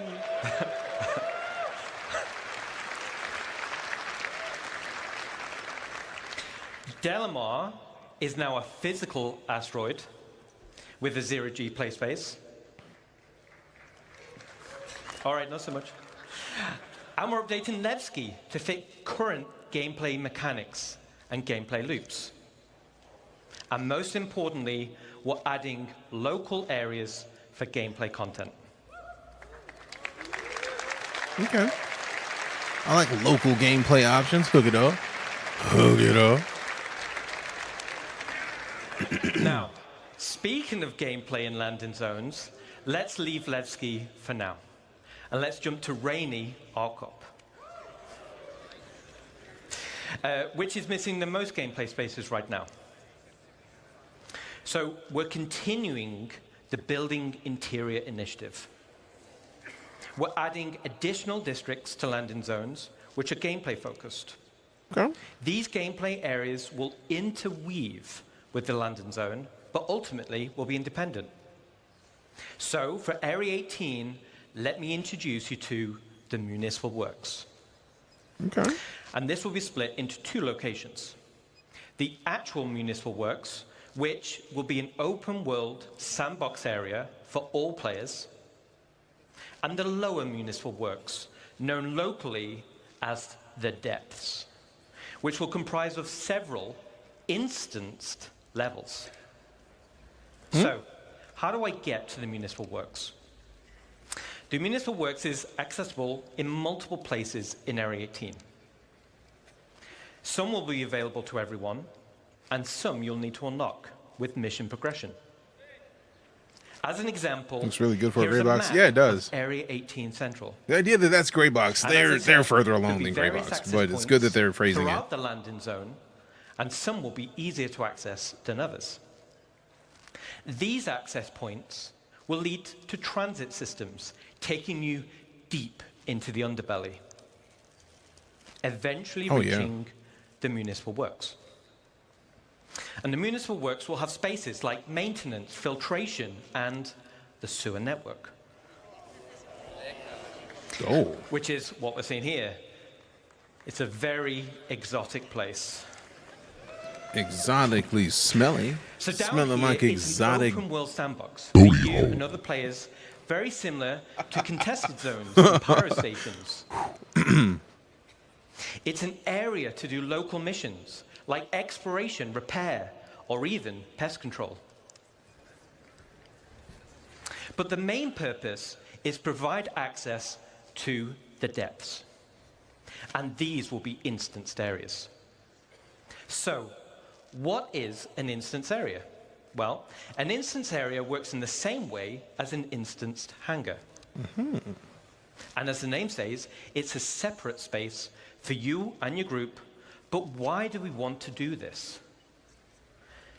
This gives us the ability to create tailored missions that will provide a mixture of content like combat or exploration or puzzle gameplay, and fundamentally allows us to design challenging, meaningful content.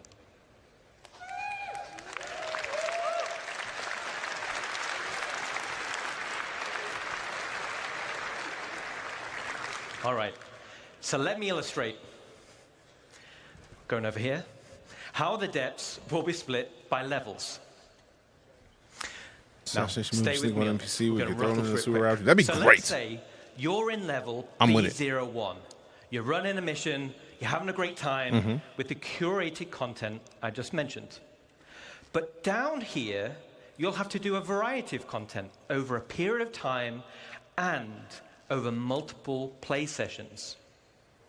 At the end of the mission, you'll find an access point, which will bring you back to the landing zone. And you'll do this loop multiple times with different mission content. After achieving the required amount of progression, your access level will be upgraded.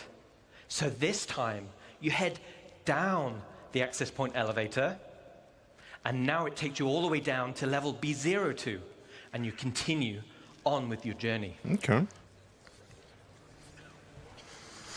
Now this is your new area with different mission content, new rewards, and a new access point back to the LZ.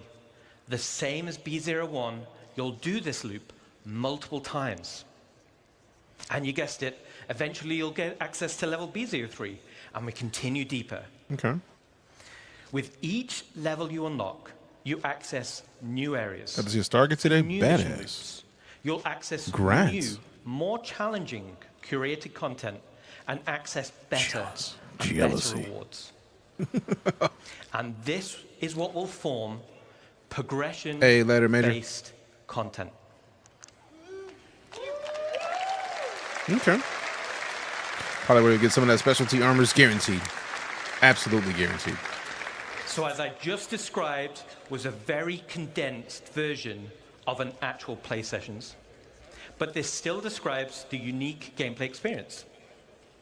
Landing zone areas which will offer long-term gameplay progression. So that concludes this section on gameplay spaces for landing zone. We're excited to show you more. All right. So we're going to head away from Arcot for now. Let's look again into the stars, and now we're going to talk about solar systems. Seems like my kind of conversation. Stanton system was the primary system in the game. It serves as a lawful system. It's protected by the UEE and will continue to be evolved and updated as we balance it with other systems. Then we have Pyro system, which we've spoken about at length, and this will serve as the primary unlawful system and is the perfect contrast to Stanton. Then, as we just saw, we have Nyx system. It's not a totally unsafe system like Pyro, but it depends on where you go, as it borders Vandal space. See that little bit of red? That's Vandal space right there. And the AA does not protect this system. But we've got a little bit of space there, haven't we?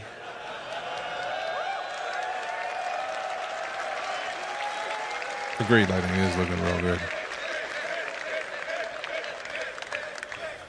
All right. I thought he was saying click system then. I'm like, well, I'm not sure about that one. All right. But we got a bit of room at the bottom, so it would be a shame not to fill it in with something, right? So if we get a big cheer, we'll reveal the system. You ready?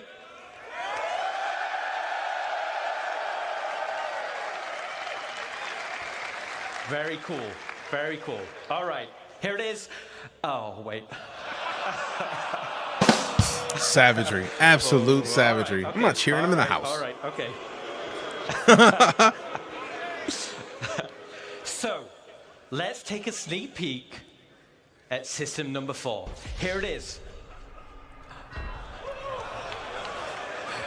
Well, it's awesome, right?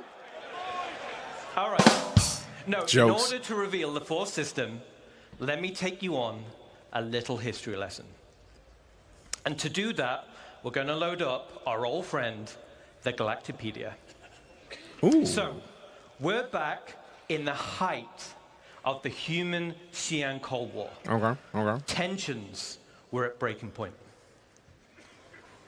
In 2542, Armistead Perry introduced a designation line for a group of 8 planetary systems that marked the borderlands between Xi'an and human-controlled space. The United Planets of Earth designated the systems as no-fly zones and utilizing them as military staging grounds.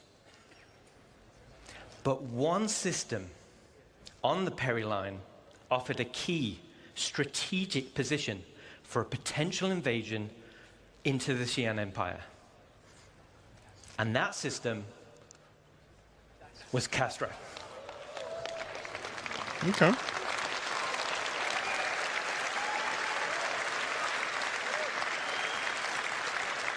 Okay.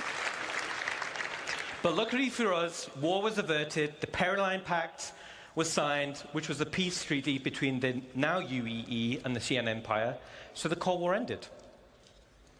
The systems of the Perry Line were divided up between humans and Xi'an, and fast forward back to present day, humans and the Xi'an enjoy a more prosperous relations. And everyone's cool. T-U-R-T-L-E power. T-U-R-T-L-E power. Will be Castra.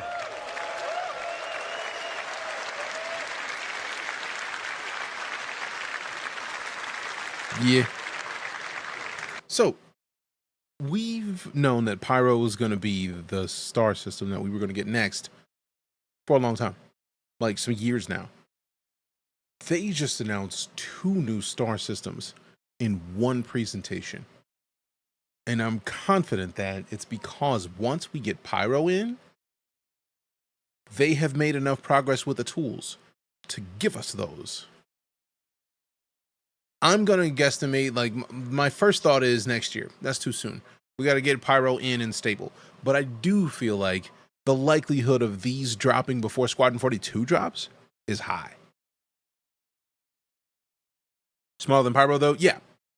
Maybe. I don't know. I feel like when we went to the Nyx system, the Nyx looked big, but it's hard to tell. Like, I don't have the proper squaring away. Right. So by 2026, we'll see Nyx and Castra in game, I'm guessing. Because again, part of the reason we don't have more in Star Citizen is because they've been building the tools, and the tools have come a long way.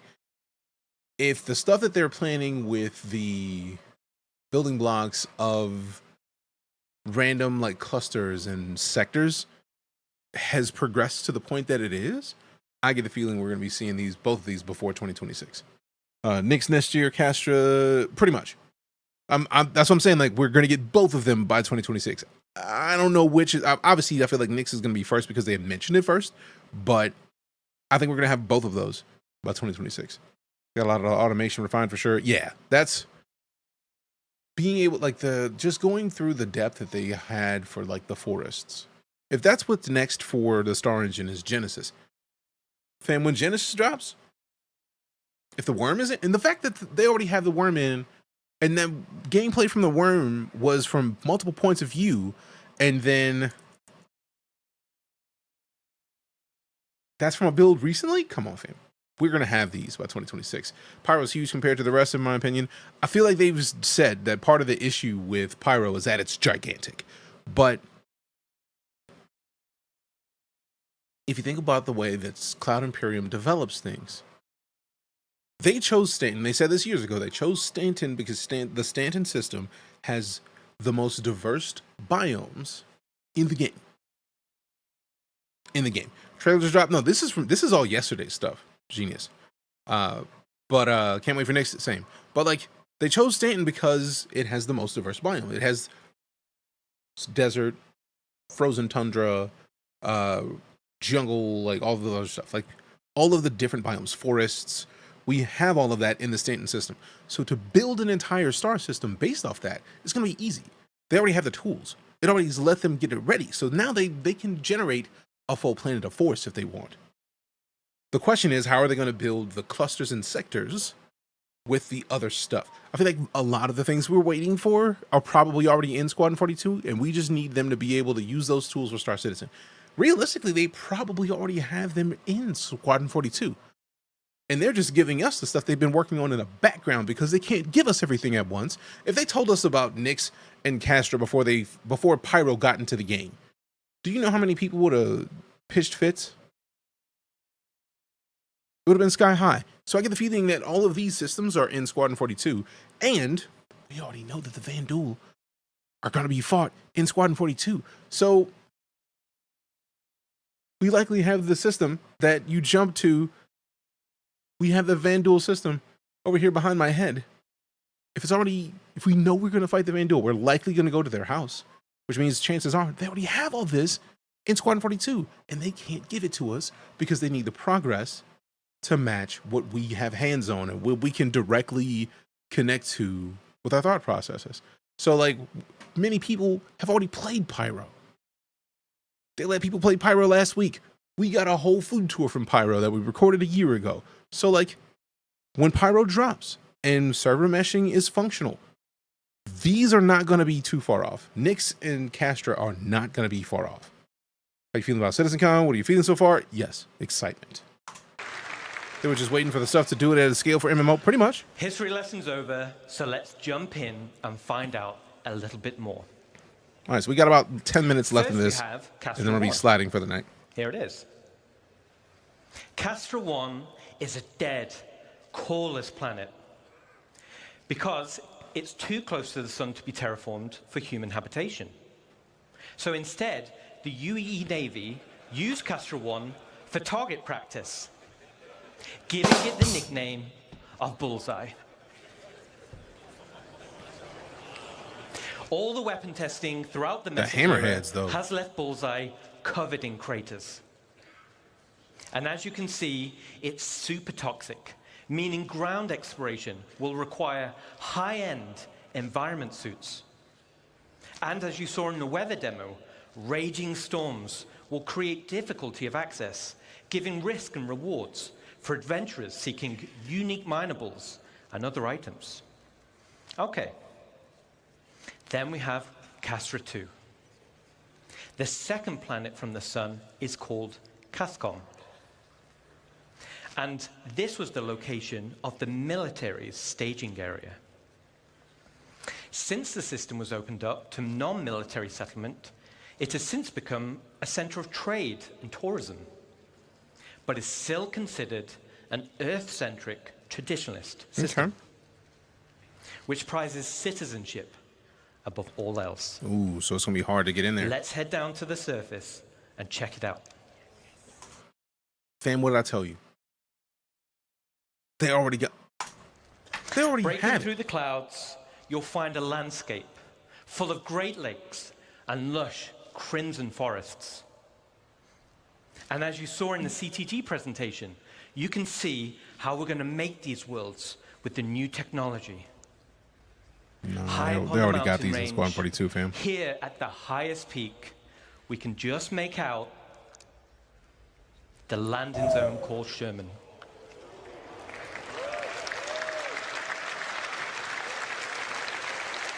That one clean. Clean. Which is fondly known by its residents as the island in the sky. So this is the Sherman flying is city. currently in pre-production. But I wanted to take the opportunity to show at least a sneak peek. That's a javelin. That thing is huge. It looks like a Polaris to the right.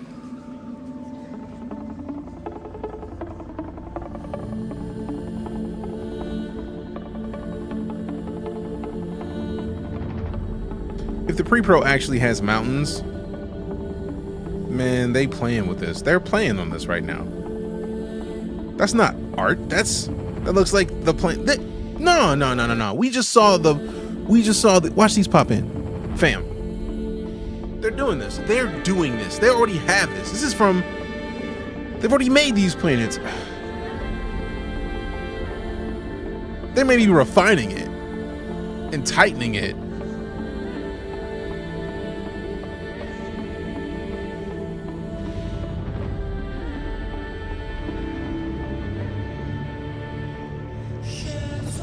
Oh, that's Steve, though. I see you with the Steve.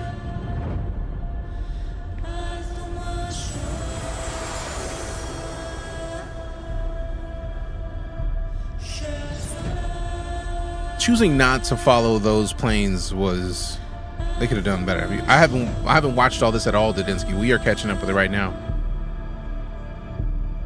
Yeah, that's pre-production, but that means that that city is there. Pre-production for Cloud Imperium is not pre-production for everybody else.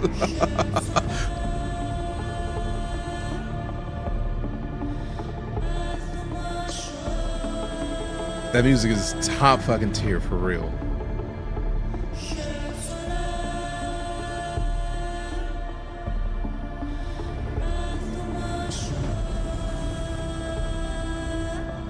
I see the 600. Or was that an 890? That might be an 890.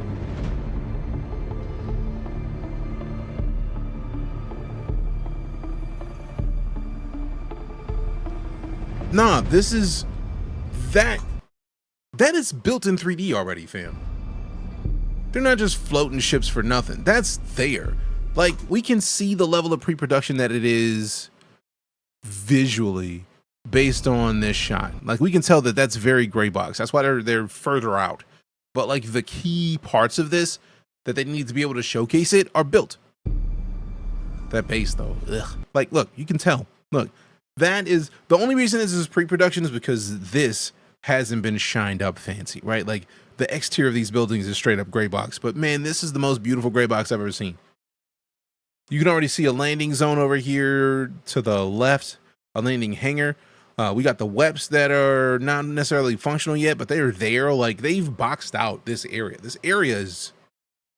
You see the hab up there? No. This is... How's the flight controls or console? There is no controls or console in Star Citizen as far as I'm aware. The music is Shein. That actually makes sense.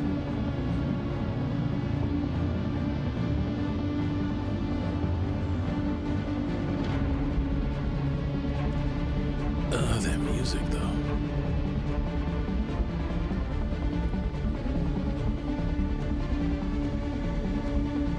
See the... Is that a Scorpius?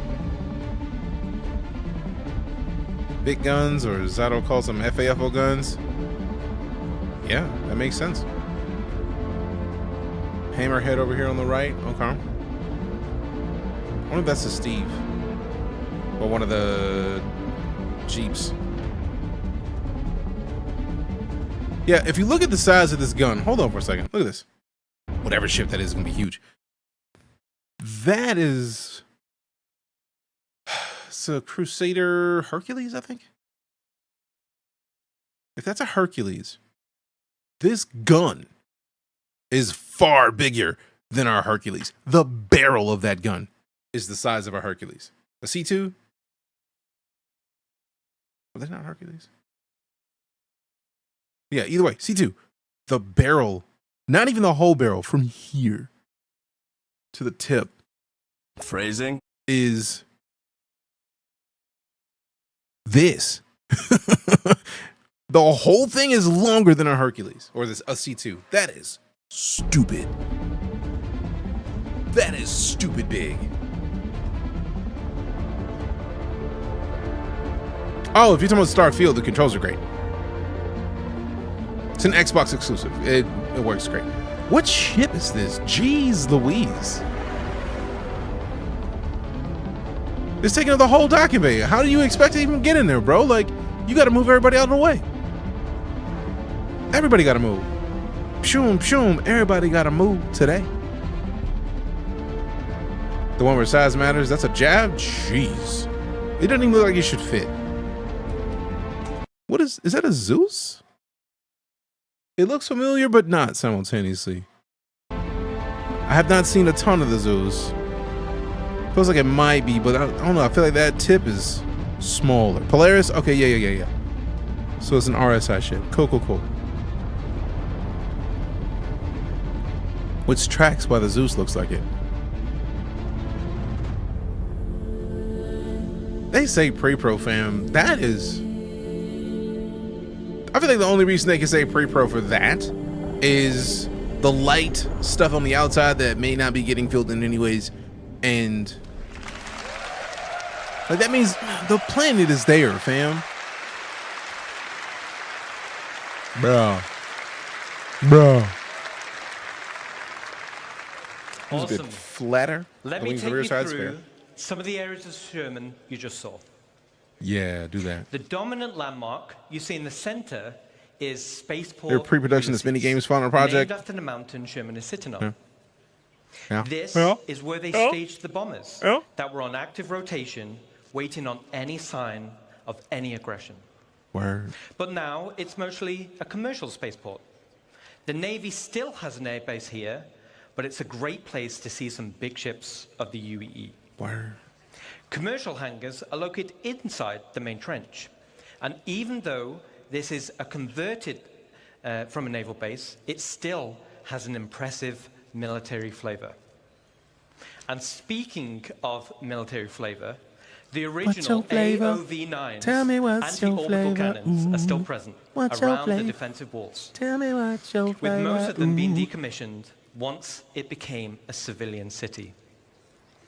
Over to the left of the spaceport is the Sparrows Industrial Park, home to the sprawling cargo yards and manufacturing plants. The Sparrows has evolved from its days as a military supply and munitions depot into a bustling industrial park. To the right side of the spaceport is Fort Riggs, which originally those were used surface to house orbit the cannons. Army Gotta be. when Sherman Things are was huge. used as a staging point. I want to see what missions we're gonna have here, because the Siege of Orison had us fighting through a major promenade in Orison. There is no Earth where you have this and there's not something happening where somebody's trying to take this over and deface this landmark. That's got to be a mission. Also, even if it is these doorways, these rooftops, fantastic sniper coverage. Or VIP rescue missions, right? Like somebody is going to be either in here or one of these buildings that you got to take, which leads me to believe it's probably going to be the biggest building that's over here on the right. But like this thing, if somebody's in there that's a VIP, you got to siege it and take it. Oh, that just seems... Location looks familiar. I'm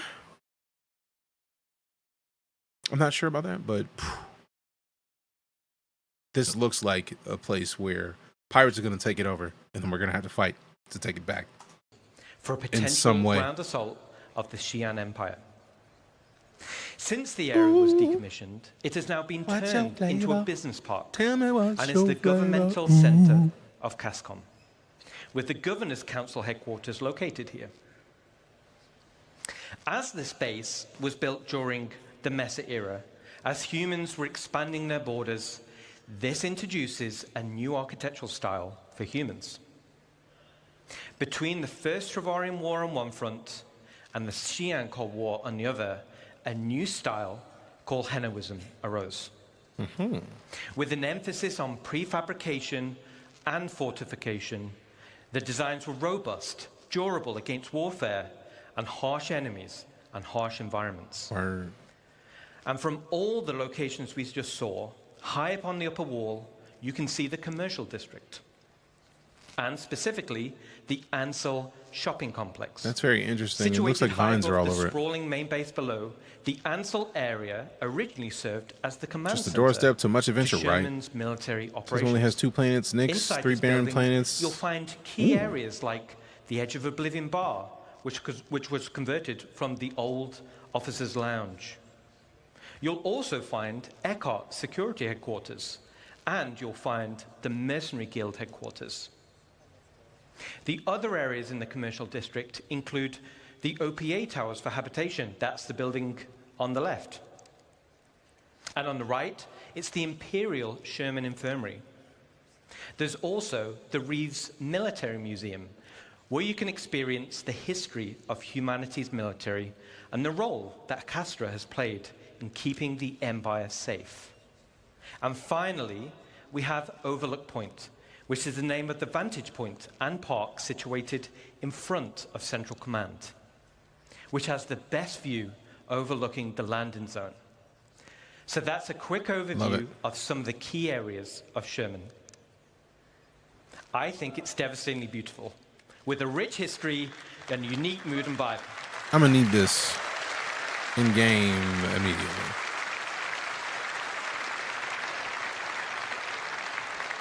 Awesome. So before I go, I want to thank you all. You are all awesome. All your passion, all your dedication make our lives as devs so much easier. And thanks to the CIG staff, who's the awesome work we're seeing in front of you.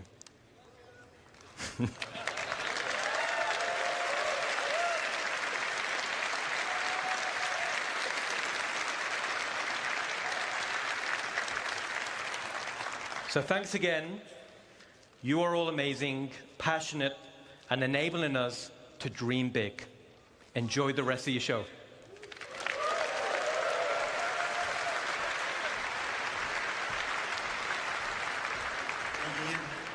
I'll just do that. All right. That was awkward. Okay. That was awkward. We're just about at that time. Before we get there, I do have a couple announcements. Now, this time last year, I did a couple announcements and it made a couple of people upset. I used this opportunity to call out a couple of people who bothered me. Mostly, I just want to say the ground floor and the first floor can be the same floor. No, we actually do have some actual honest-to-goodness announcements. Two of our partners, Scan Computer and VKB Joysticks, are doing giveaways for the people here exclusively. Now, there are numbers on the challenge coin that was in your swag bag. I'm getting this data as I'm here, so bear with me. So everybody should pull out your coins. Yeah. And I'm going to call out some numbers. And if your coin matches this number, you're going to find Dan. He's that guy over there with the bouncing thing. There we go. And he's going to give you your prize. So the first prize is for a set of VKB joysticks. The number we're looking for is 2272. 2272. Anybody? Wasn't me. Well, pass it along if you find 2272 VKB joysticks. All right, so this is just gonna be a giveaway, and then 29 minutes until the show. How many Hammerhead have been destroyed? That's a good question. Wait, hold on. Let me see how quick they give the answer.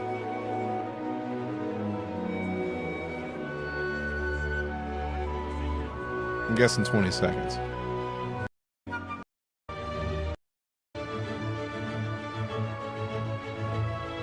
No?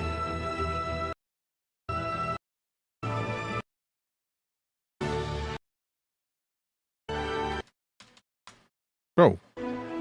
60,984. That's a lot of hammerheads, man. All right. We will skip to about here.